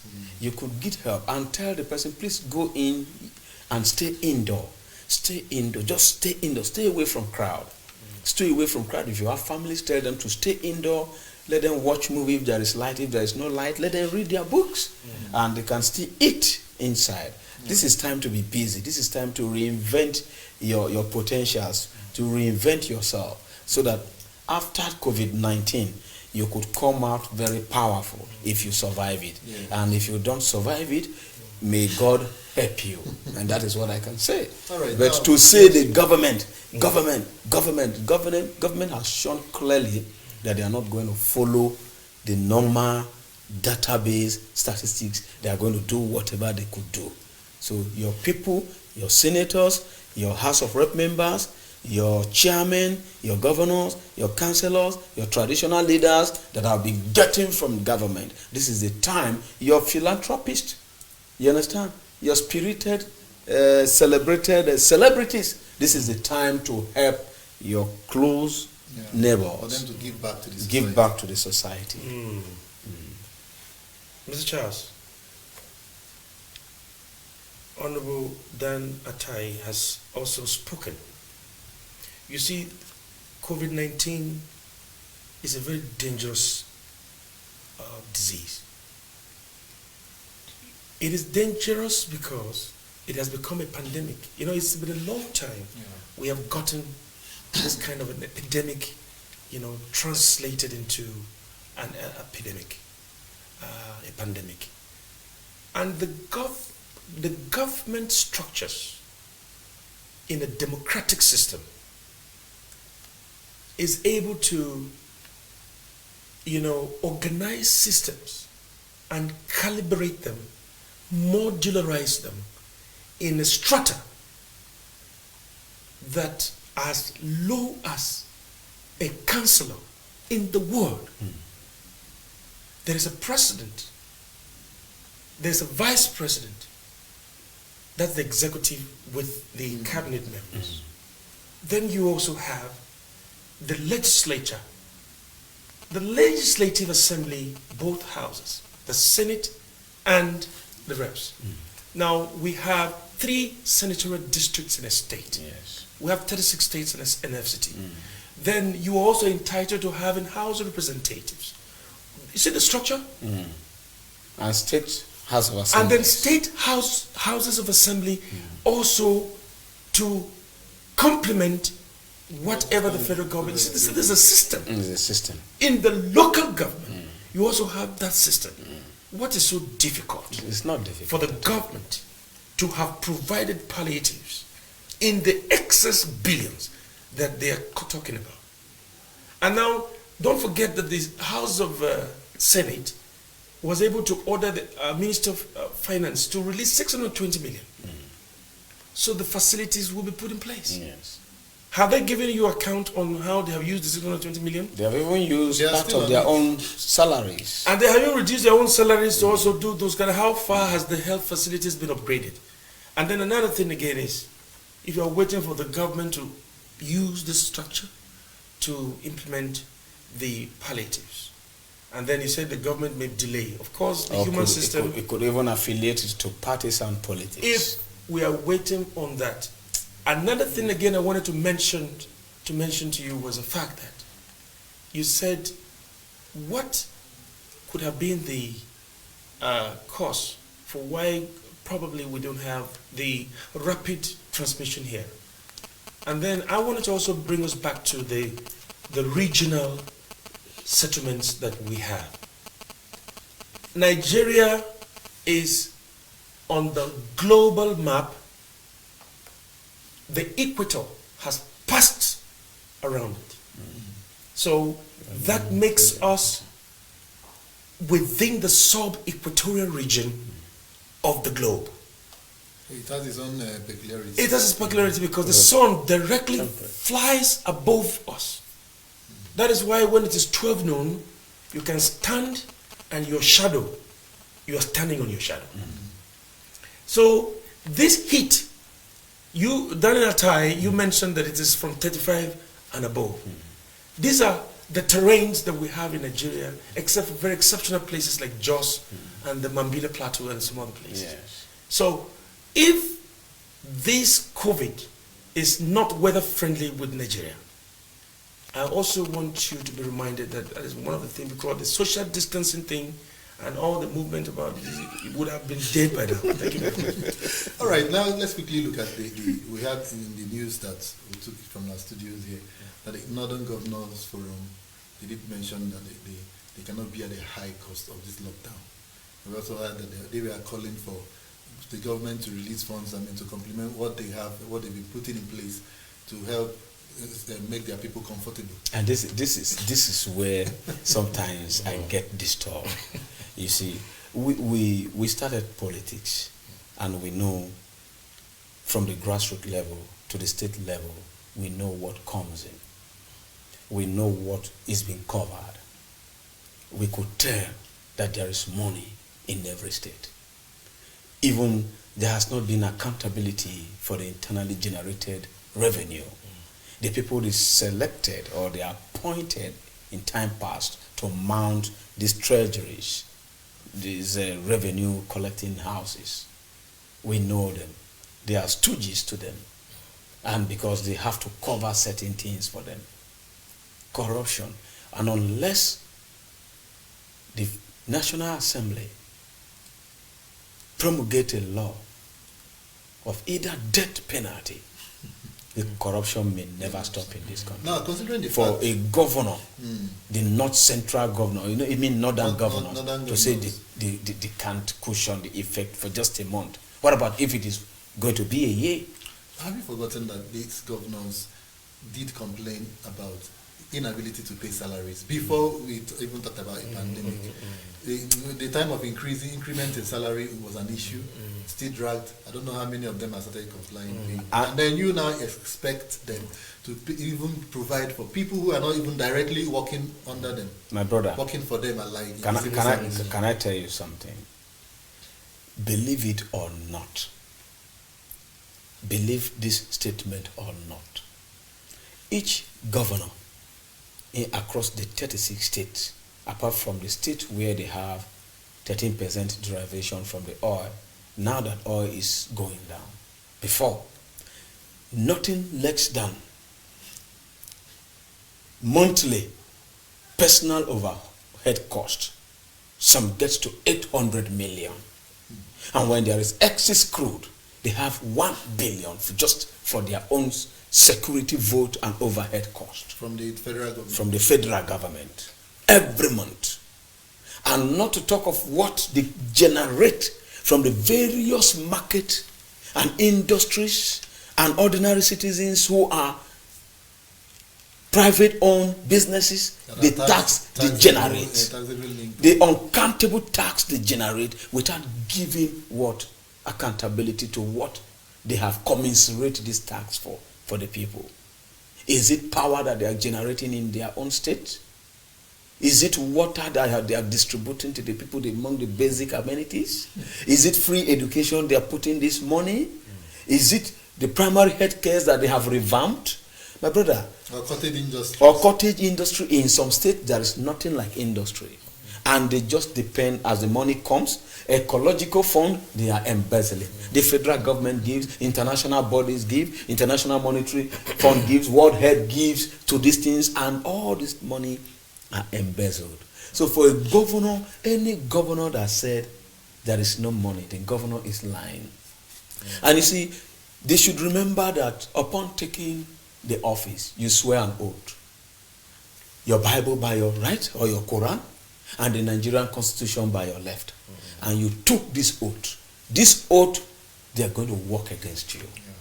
To lead is very simple. If patriotic Nigerians and citizens could give out of nothing, out of the little they have in their private organizations, you should be ashamed as a governor not to give palliative to your people.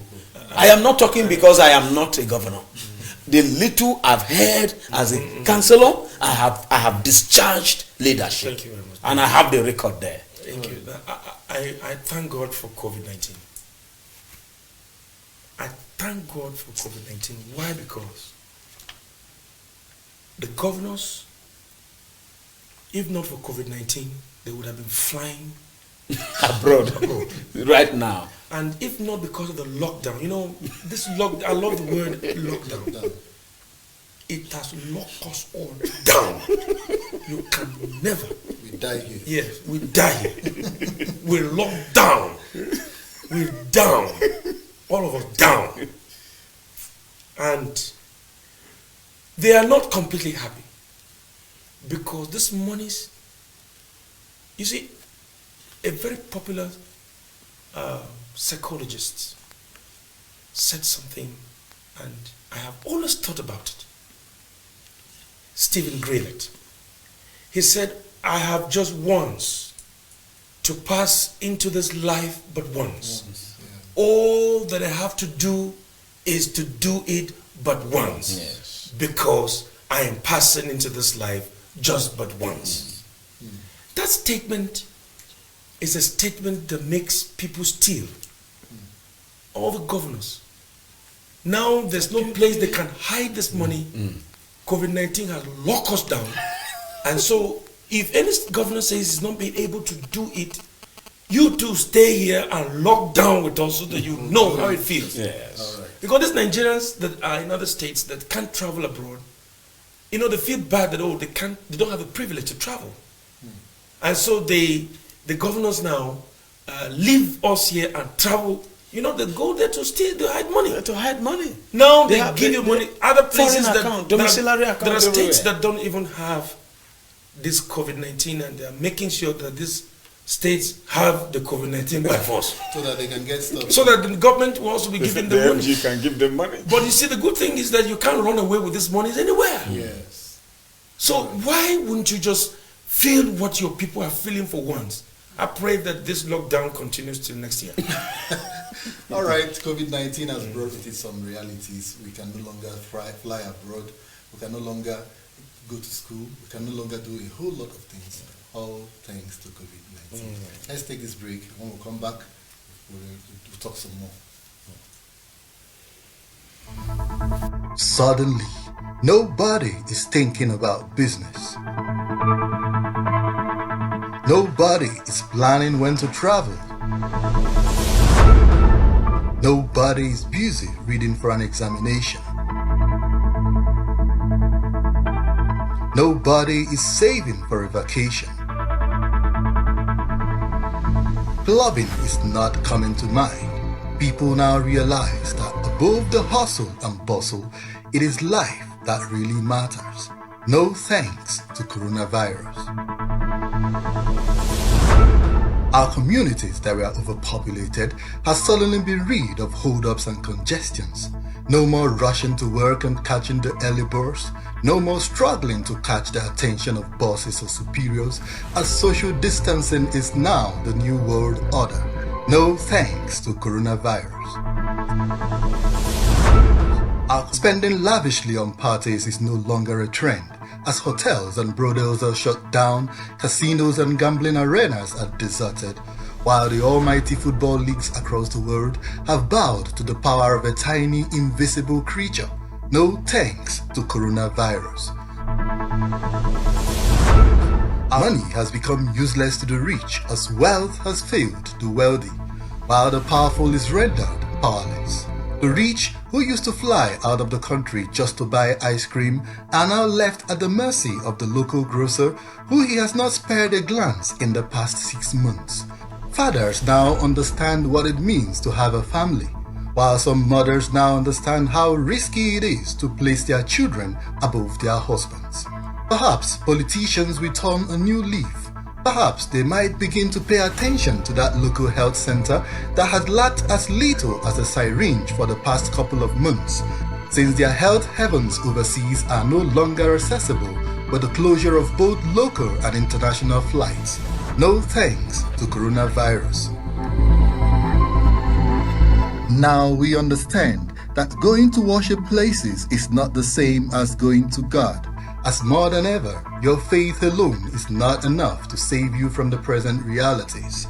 Perhaps religious leaders will learn that it is better to build men than to build 100,000 capacity auditoriums. Of what use are those beautiful edifices now when the members don't even feel that today is a worship day and salvation from COVID-19 far outweighs eternity and destination of souls? No thanks to coronavirus. Earning a degree may no longer be a priority, as mothers no longer need schools to teach their children the importance of cleanliness and hygiene. Education might no longer be a do-or-die affair, as professors are now in their rooms, their certificates and degrees totally useless. No thanks to coronavirus. Whether COVID-19 is the handiwork of men or a divine arrangement, one thing is sure. When this is all over, a little sanity will be restored to humanity, and the world will move back a few centuries when men still had their sense of being human. All thanks to coronavirus.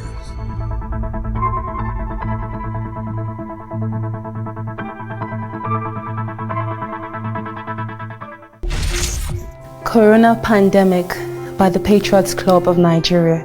No country in the world is prepared for this challenge. The governor of New York is crying out for help.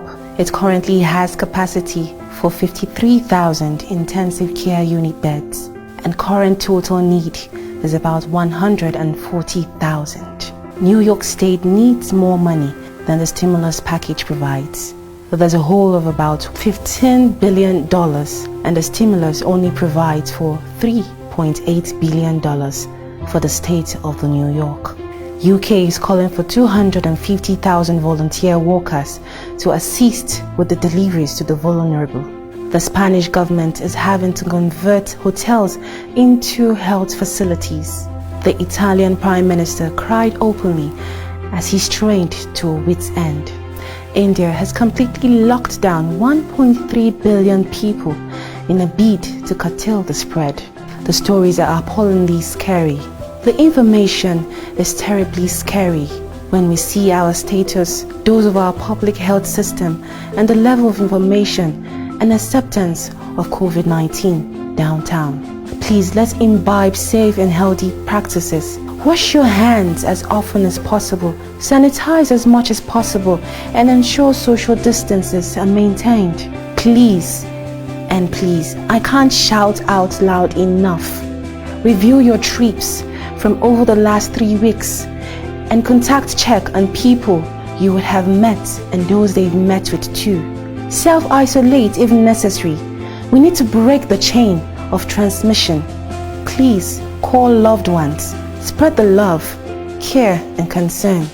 Let's assure ourselves that we'll all pass through this and come out strong. COVID-19 is real and in Nigeria, just like every other country of the world. May God Almighty guide us true. By the Patriots Club of Nigeria.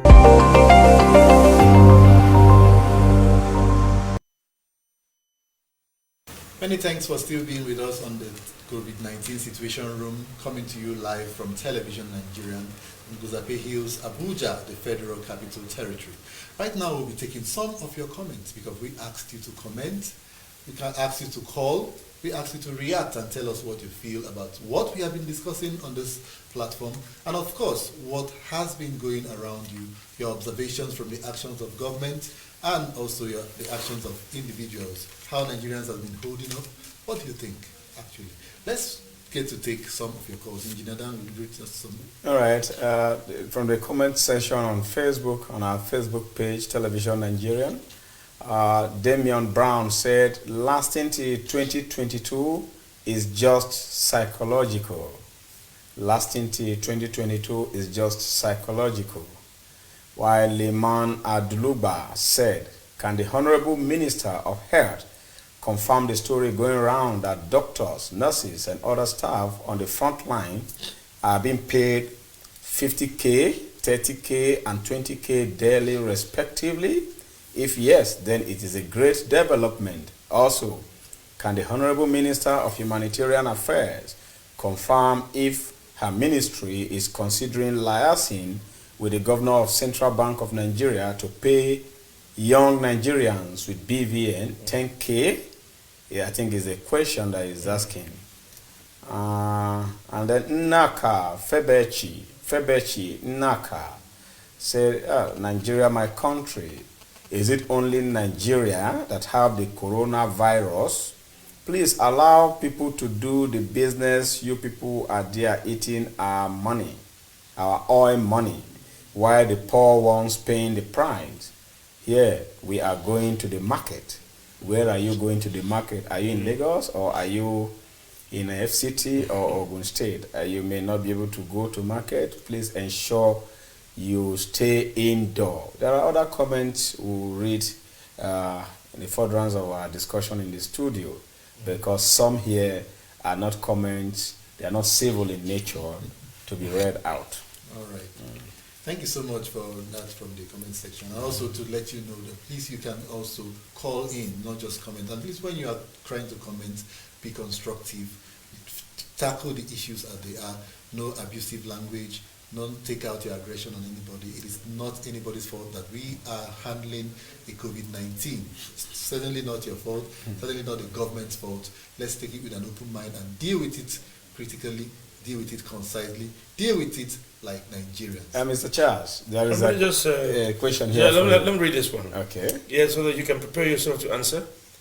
It said, Obianaju Asanwa Azubike yes, said, is there any connection between COVID-19 and 5G? Mr. Charles, you know that the person that can answer this question is... No, I think I would rather pass. I'll leave it to Engineer Dan. He's a champion of 5G. I've been in the front line about 5G. Yeah. Well, I said in my article, in my program, that 5G is good and that it's going to enable so many things in the world. And I follow the opinion of the European Union for anti-radiation, radio frequency radiation, that we should follow that regulatory body, the laid-down principles of maintaining the distance of what radioactive elements, because of the frequency. If it could affect animals and plants, it could also have a little effect, or if not much effect, on humans. And I talked about the elements of radioactivity, not just at the level of the simple element in nature. We are talking about the frequency of light and the standard of light within the quantum computing, which has to do with the sun rays. And we also heard about China creating an artificial sun for that reason. And then this sun rays comes with a standard magnitude of what rays, especially the gamma ray, which is depletive in nature and could also be corrosive not only to the skin but to body organs. And that doesn't mean that there is no antidote to that. If every mast that will conduct the frequency of 5G or quantum computer should have anti-radiative element attached to it to neutralize and to absorb the conduction. Can I say something? Say something. Yes, thank you very much. Yes. You have brought me to a very interesting part, Which is quantum physics. Quantum physics. Yes. Actually, the young man asked if there is a nexus between the COVID-19 and 5G. Somebody is calling here, yes. and we'll pick this call and then you continue. All right. Yeah, good afternoon. You are up. You are on to TVN. Good afternoon.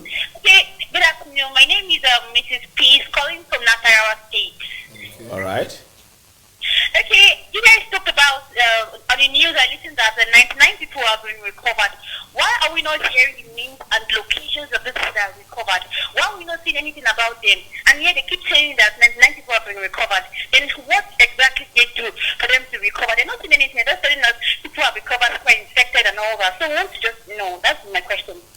All right, we'll take your question after the explanation of Peggy Shandy in the studio about the first question somebody asked through our Facebook page about the relationship between COVID-19 and 5G.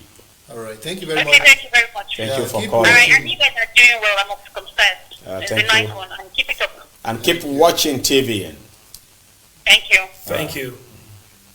All right, so the 5G, we're already on 4G. You know, there are naturally, when we went to school, we thought first 20 elements. You know, we have a periodic table. Yes. The houses, all kinds of elements. Elementary.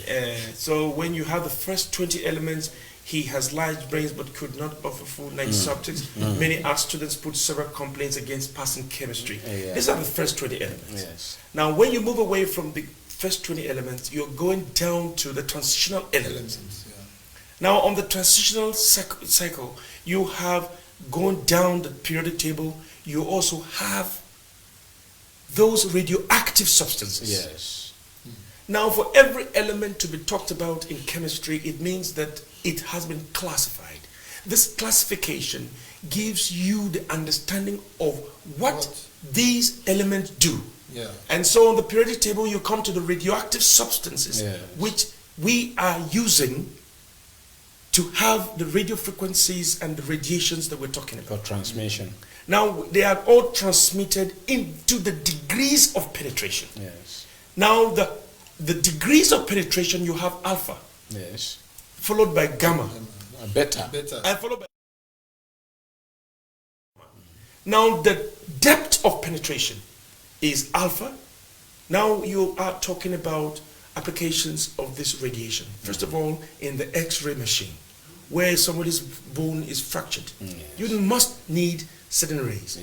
At what level are those rays? You can't use alpha rays at that time. You certainly have to use reduced radiation so that they just get to know where there is an obstruction, the imaging.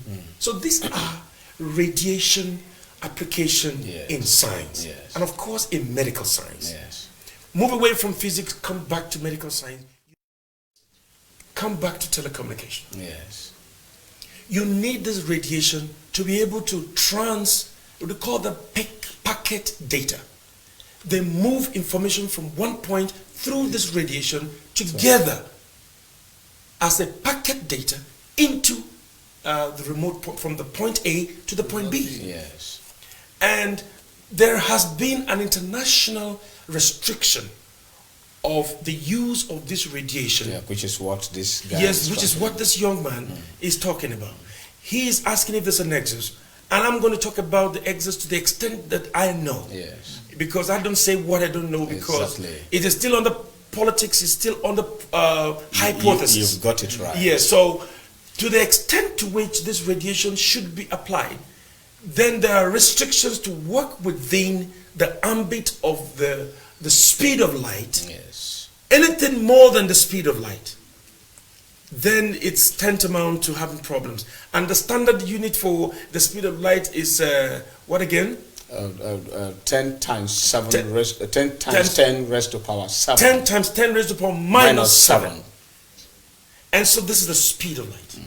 And then if... And that means it travels within a second about 26 million miles. Per second. While that of quantum, what we are discussing under 5G now, can travel 36 million miles per second. Meaning your download, the speed of anything you are downloading using this frequency could just be within the twinkle of an eye. And this is real time. It is real time. Once you're doing this, is that so?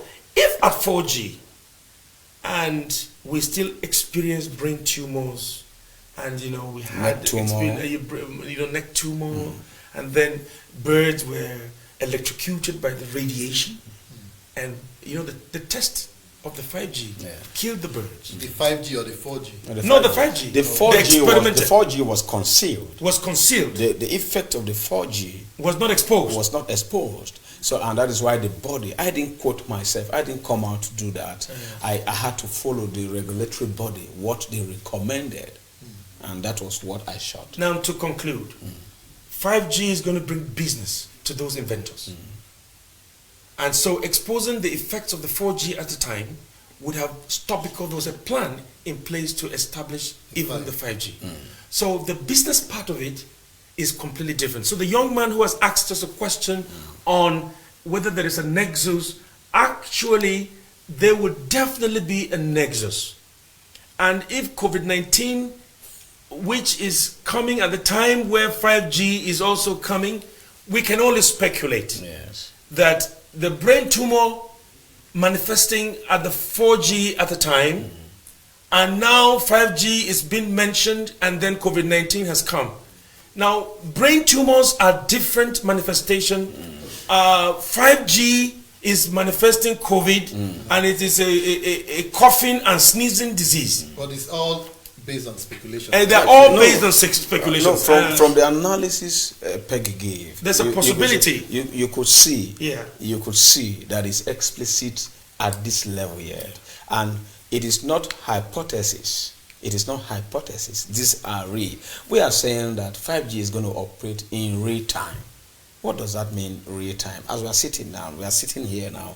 You have frequencies moving. I mean, a radiation moving around us already. From our normal handsets and our gadgets. Because their effects were regulated before they were launched. But that of 4G, like the international body said, that the 4G was not revealed. 3G was revealed. 2G was revealed. But the 4G was not revealed what effect it could have on the human bodies. And definitely it has. So they went to European cancer registries and started discovering that most of the tumors they are registering, the brain cancer, neck cancer, were as a result of radiation. Even Steve Jobs' death is also linked to the radio frequency radiation. And they asked, the body is now demanding that within certain meter in the street or while you are using this thing, there should be anti-radiation, and not more than 4.5 or 3.2 meter radius where the frequency could not exert much force. In real time, just like the sunlight, the moment the sun rises, it gets to you immediately. It touches you. That's what is real time. And the moment you are seated, it can. If you are operating the 5G, the handset, or maybe you are downloading something, you can download, you can animate the person, control the person in real time. Okay, so now we can, in all of this, sort of like in line with the question the guy asked, is there a connection? So can one safely or conclude that perhaps scientists were overwhelmed by the 5G? I mean, they were supposed, like you did mention, the 3G, 4G, they're supposed to be things that were supposed to control, put in control. Now they were in a hurry, or maybe they were overwhelmed. They couldn't put in the something that cushioned the effect, and now humanity is suffering it through the COVID-19 pandemic. I can answer it so that we can put an end to this. Yes. Because it is not about the young man that's brought the 5G question is really moving us away from this place because Dan is going to expose a lot of things on 5G. Actually, there are hypotheses, of course, that leads to certain inference. When you have observation, you go to hypothesis. From hypothesis, you launch into the inference.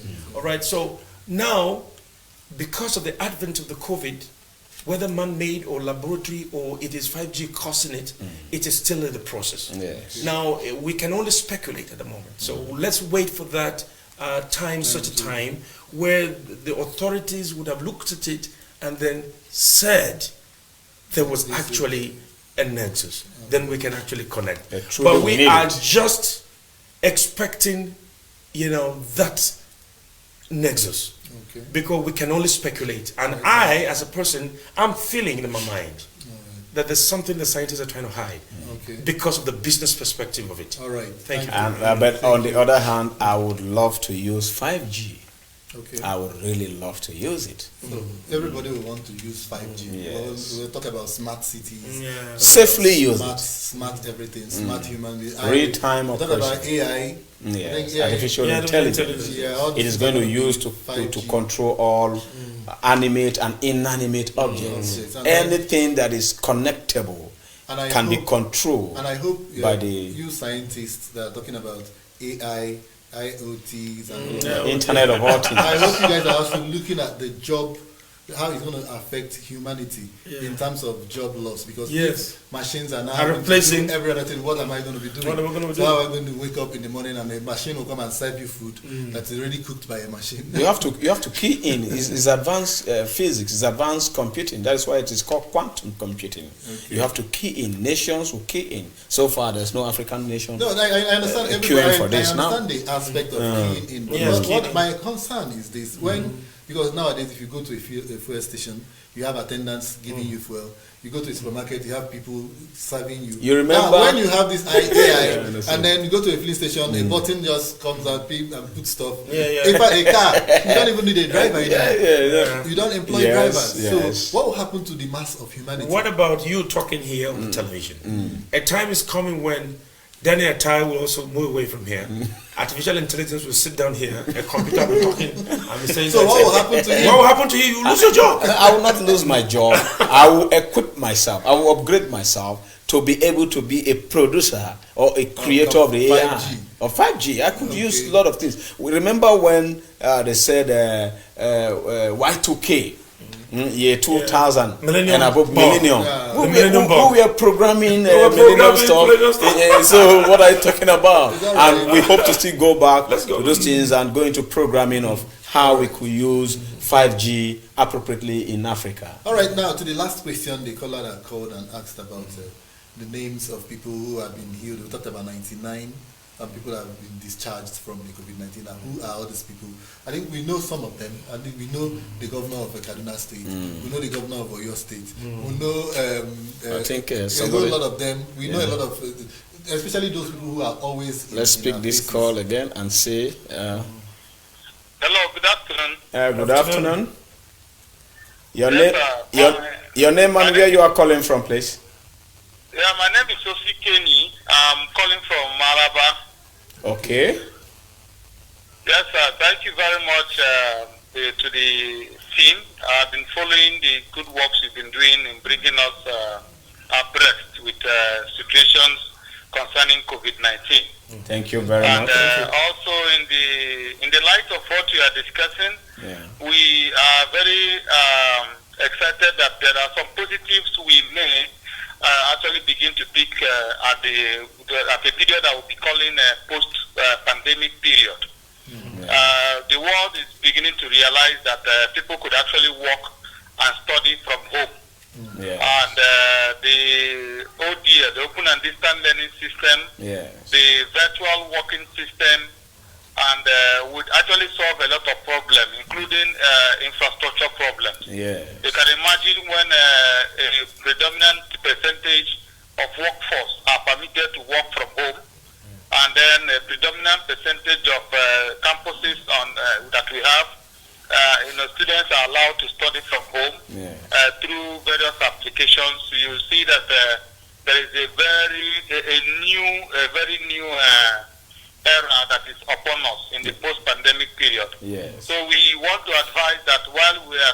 solve the problems as it is right now, we must look at sustainable solutions.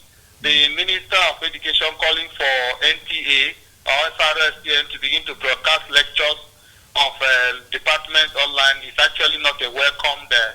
It's like a flash in the pan response. It's a knee-jerk approach. I believe that we have the capacity to establish very robust online platforms for starting with the pilot institutions, the ones that do not require laboratories and practical works, like people that in sociology, to begin to test run how to run online. That robust platform could metamorphose into us bringing other platforms into it. So that is why we advise that we must not approach it through knee-jerk approach, but of course look at a more sustainable way of embracing what the world is talking about today. That is digitization, that is virtual conferencing, that is open and distant learning, and that is the way to go. And that way we will be forced to pick a positive out of this whole pandemic issue by the time it ends. Exactly. Thank you very much. What's your name again? What's your name again? My name is Osikeni, calling from Maraba. Thank you very much. Thank you. All right. Okay, Osikeni, I'm sure you are listening to us from here. Yes, sir. Sure. We thank God for COVID-19 that has made. Apparently, we will thank God eventually. Apparently, yes, it has made every Nigerian to become computer compliant. Exactly. Yes. Thank you very much. All right. That is the positive we will eventually end up picking up from all of this. Yeah. You know, people are even in the aspect of buying groceries. You will see that the Shoprite and other grocery shops are not going to be loaded again or crowded like as it were. You know, people will learn how to order their goods from home. You know, a lot of things. You could even notice that miraculously, I would say, there could be reduced traffic in Maraba. Force that is choking that way. You will see that it's actually level 12 and below. Yeah. And at the end of the day, you find that if people work from home, you know, that thing you are going to Wuse Market to buy, you could actually order it and it's delivered at home for you. You know, students going to school, Open University is having hundreds of thousands of students, and that is the way to go for developed countries. Yes. So it is going to reduce the disparity between how things are done in developed countries and how things are done in developing countries. God willing, if we are able to respond positively, not for us to begin to broadcast lectures on NTA or SRCS. That is a very primitive and behind the era approach to what we are talking about today. Thank you very much. Thank you. Thank you. And that was Osikeni calling us from Nasarawa, and he also made very, very valid points. COVID-19 is an eye-opener.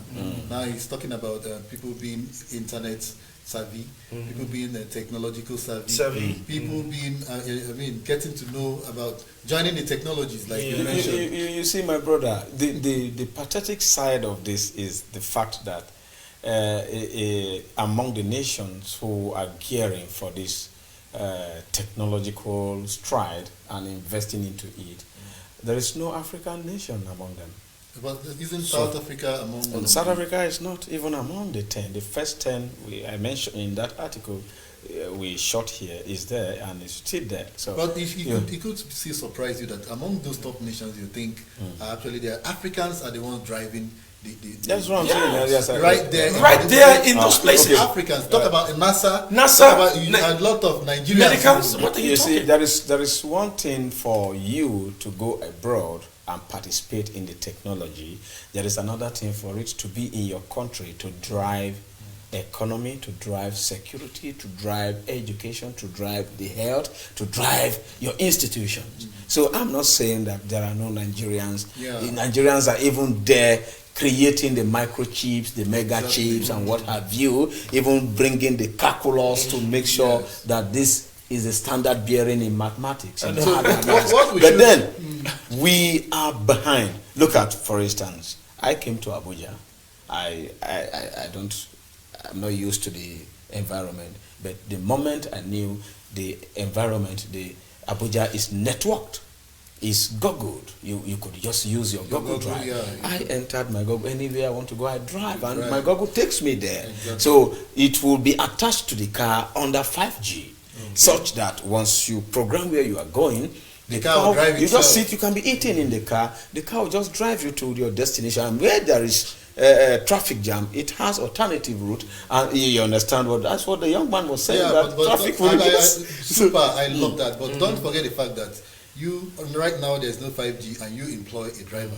That driver might not have the money to buy his own car. His car, Now yes. you're thinking elites. I understand. Because the elites are going to have the money to buy this, because It's a believe capitalist. me, when this 5G comes, all those equipments, all those phones you talk about are not going to be cheap. They're not going It's to. still going to take up to 20, 30 years for us to Whenever get to it where comes, they are now. just like you're talking Because, about iPhones and all of that now, a lot of people still can't afford it. Now, when this thing comes, it's still going to be expensive. And I also want to talk about somebody else is calling again.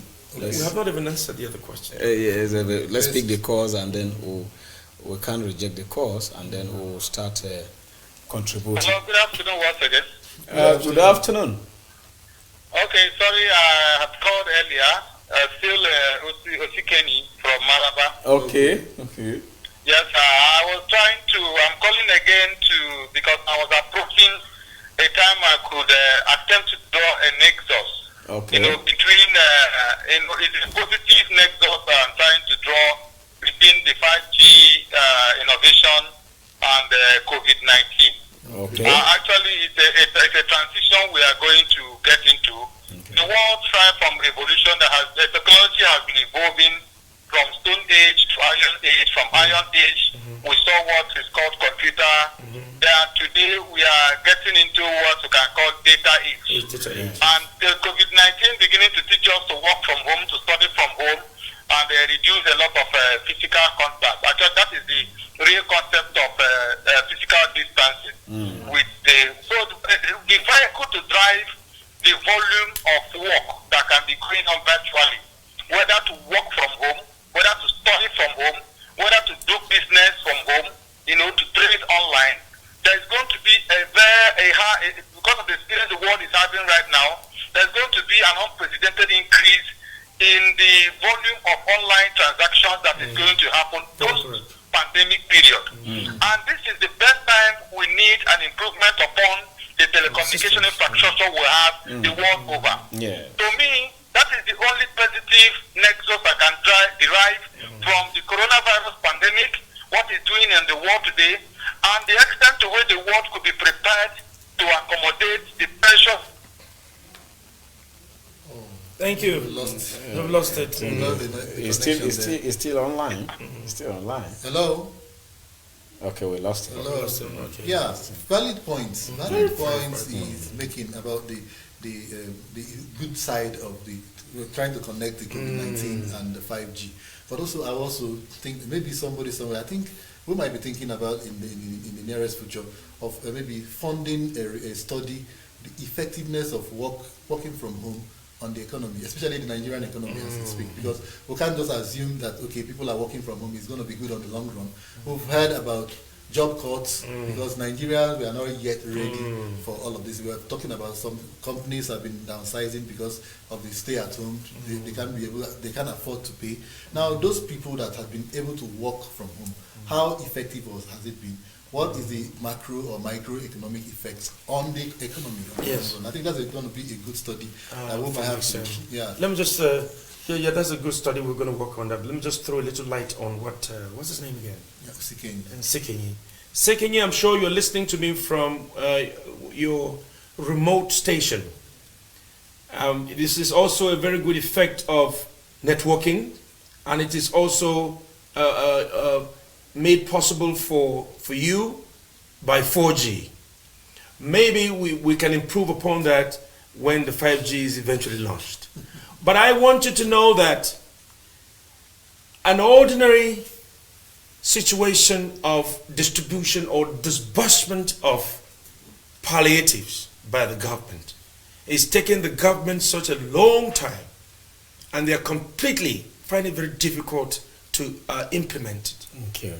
Not to talk of a virtual system of of having to use the networks to enhance virtual studies. Exactly. Using the virtual systems of the computer.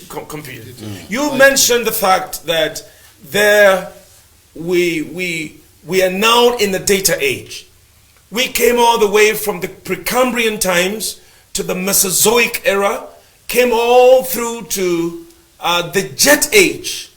Then we came to the computer age. Now we are in the data age. Even in this computer age, we are in even in this computer, we are not even very close. Fifth generation of that is what we are now. When we were in NIT those days, just trying to get certification in Microsoft. Microsoft was the order of the day. Yes. And then suddenly Oracle came. Oracle 9, Oracle 10, or down to 12G. Yeah. And then we have those things today, and the country don't even value you. Nobody values your intellectual ability. What they are looking for is your certification. And so perhaps the COVID-19 is bringing it back to reality. Yes, because what it means. What is going to happen in the nearest avoiding future, social distancing, and then like the Open University he talked about, Distance Learning Institute. When it first came, I remember people were saying, how do we cope with this? What is World Wide Web? And people were trying to make sure that they network their whole curriculum in their universities into it, and we're doing those things for them. In fact, some universities were closing down their satellite campuses. I think other from the NEC. It was Obasanjo during his era in 1999 that ordered the closure of all universities, satellite campuses, so that if you want the distant learning has to be within the state. You understand? But time has come. People to run away from the Open University that is costly because you have to use computer, you have to study online. Was being questioned. People were like, "What?" So they want to go to the physical university to see them. But today, everybody will appreciate Obasanjo yes, for introducing the virtual learning. Yes, the virtual. So it has come to that, and you see, Nigeria government at all levels should invest. You see those guys, those computer shops you see around doing things, guys who are programmers. Harness them.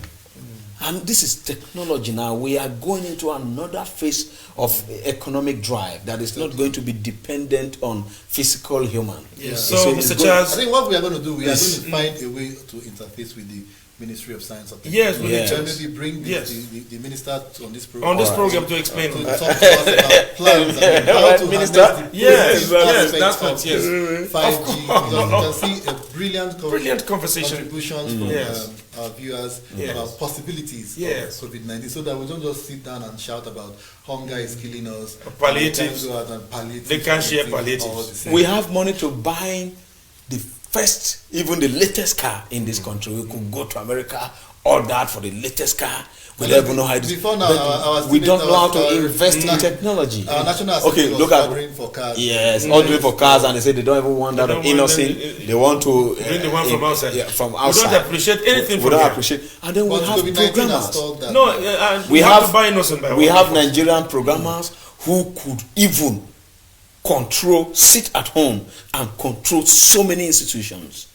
I'm telling you. I hope you are going to use it for the good, because we know about for good now. With Yahoo boys. People that go on internet and do a lot of Yahoo boys didn't just start. That one is fraud. I'm talking about fraud. I will explain something to you. I'm not talking about fraud. I'm talking about reality. I'm talking about programming for institutions. For people to, I've heard about writing payrolls for institutions and so on. Mr. Dan, look at the IPPIS. Mr. Dan. And I've heard, let me make this point. I've heard about people, you're talking about computing and doing payroll stuff. I've heard about people who sit with their laptops in their houses and go into banks, vaults, and take out some monies, even maybe one kobo, at the end of the day, aggregate it, and it's a whole lot of money. That is science. That is technology. That's what one of those IoTs can do. No, let me answer. Hold on. Let me don't hit the nail. No, hold on. IoT. I'm the one to. Okay, I'll come to that. I'll add to it. Internet of all things. Don't worry. Internet of all things, including crime. I am going to add to you. That's why I say hold on. I know exactly why, because you see, you're talking about everything is organized and classified into. We have night and day. You have dry season, wet season. And you have good and you have bad. You have good and you have bad. You have a day that you were born The day you die. and the day you die. As you're sitting here, you will die. I may live till Christ comes. So nobody wants to hear that they will die. Now, COVID-19 has come. Everybody stayed at home. Now, palliatives is a problem. Are you seeing the challenges? Yeah. Now, we have black and you also have white. Now, we're talking about 5G. It's going to be good. And I want to tell you right now that it's also going to be bad. Yes. Now, because there is, when we were studying computer science at the university, I remember one of the lecturers taught us something. He said that the whole world is also moving into digital science. He told us a lot about compiler construction, piling up the stock, making algorithm, talking about machine language, organization of computer languages, data structures. We studied all this. Yes. It's taking us there, where that as much as this, there's going to be security.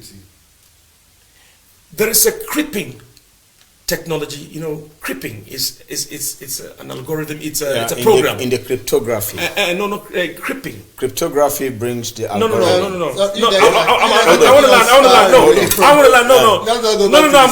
It's important. It's important. It's important. No, creeping. I know, please. Creeping is a search machine.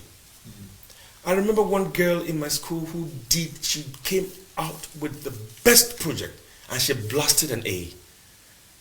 I designed a website and then I just did a bit. I was not the best, but I also had an A.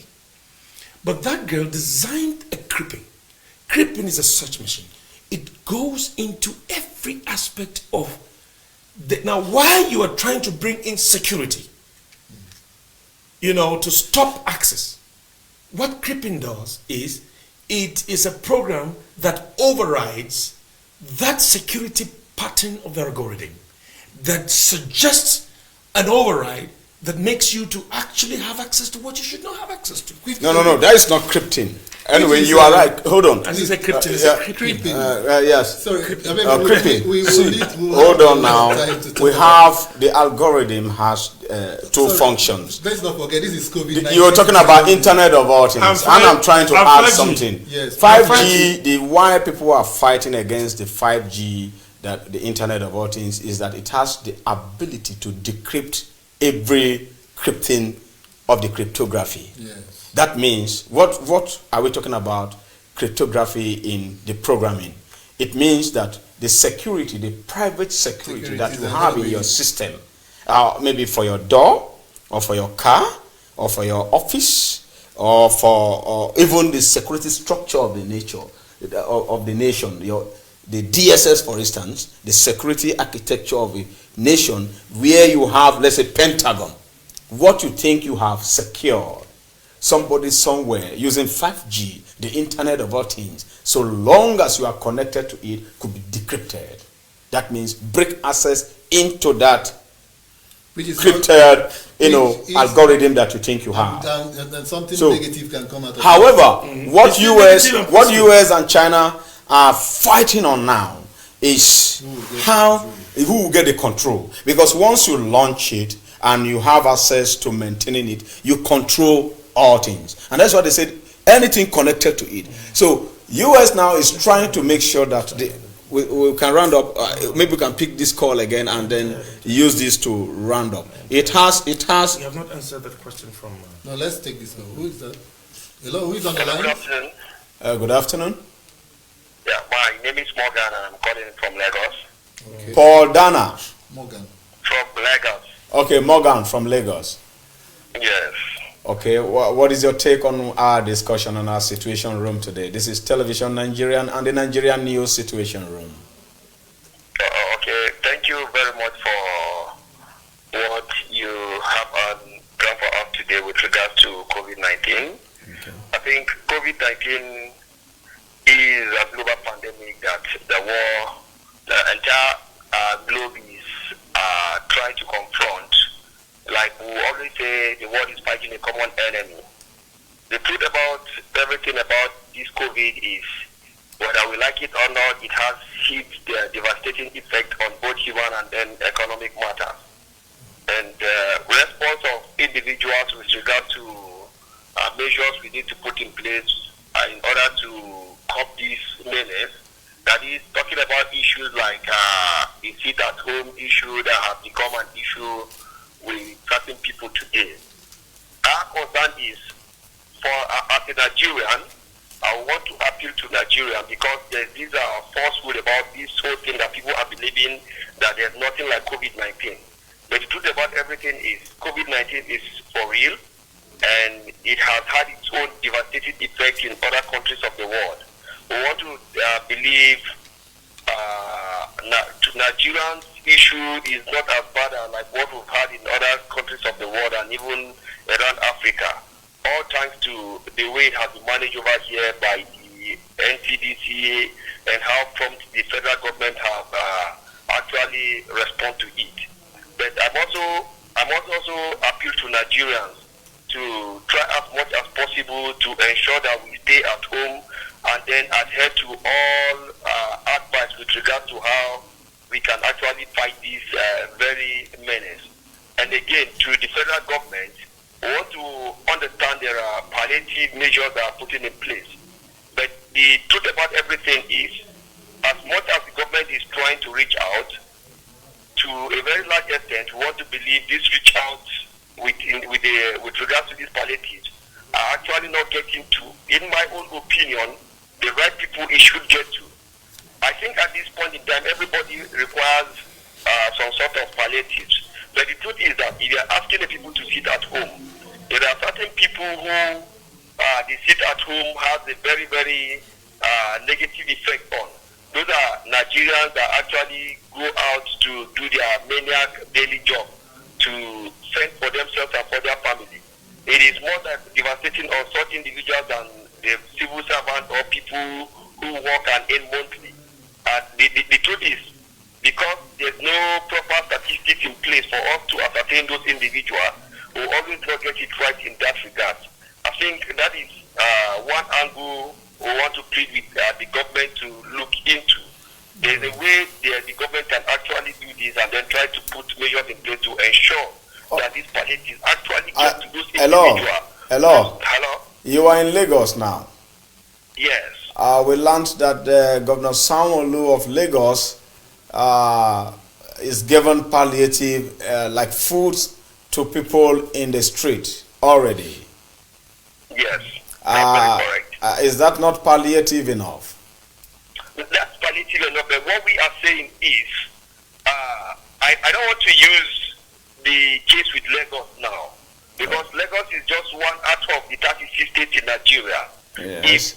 If the government of Lagos is getting it right, because I only heard that a few days ago that the government took palliative to, I think, Imo State, and we're giving it to a very elderly women in the village and the rest of it. I don't know how true that is.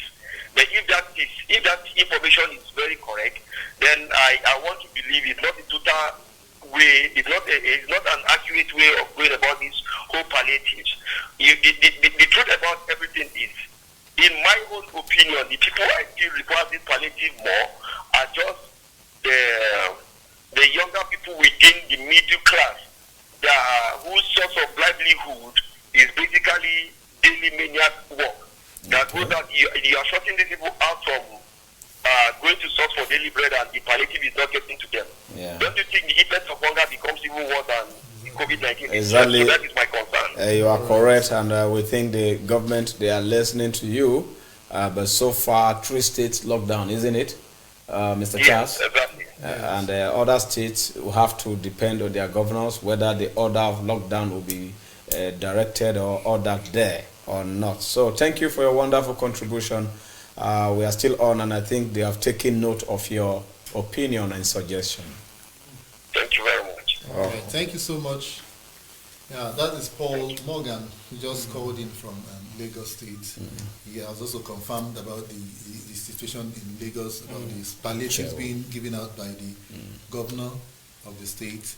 and then also talking about what government can do, other states as well should key in, and not just concentrate on the elderly and then the vulnerable. Also, young people whose means of livelihood have been affected by this COVID-19 should also be taken into account. Our time is fast spent on the situation room today, and it's been really heated. And I believe in the whole of it, you have taken one or two things out of the situation. The lockdown continues. The lockdown continues for the next few days. I mean, it's not few anyway. It's about this is just the second day. For the next 12 days, we are going to be at home. And we still also say, while you are at it, please be creative. Find ways to be creative. Find ways to be active. Find ways to engage your body and your brain. Think proactive. And also the positive sides of the COVID-19, as we mentioned. It's not all about sadness and woe. There are still some silver lining that will come out of the whole situation if we apply ourselves to it. I've had Engineer Dan Atai in the situation room, and of course Peggy Shandy also joining the situation room. We'll do this again tomorrow, so please join us again on the situation room of Television Nigerian. Do have yourself a lovely day. I pledge to Nigeria, my country. So goes the opening lines of the 6-line National Pledge of Nigeria. Today, not a few, whether young or old, merely recite the National Pledge as a matter of routine or tradition, with their hearts being poles apart from the very spirit, creed, and essence of the pledge. Many simply do not understand its purport or feel the import of it, while many others choose to observe the pledge in breach only. Today we have decided to walk on the footpath of the very words of the National Pledge, keeping its vision and essence in our hearts, in our souls, and in our minds. I pledge to Nigeria, my country, to be faithful, loyal, and honest, to serve Nigeria with all my strength, to defend her unity, and uphold her honor and glory. So help me God. Nigeria, no doubt, will truly be the giant of Africa, developed and well rated in all indices, if her national pledge is treated with sacred obedience. It's on us, it's our duty and responsibility to make this country a better place. Let's live the pledge.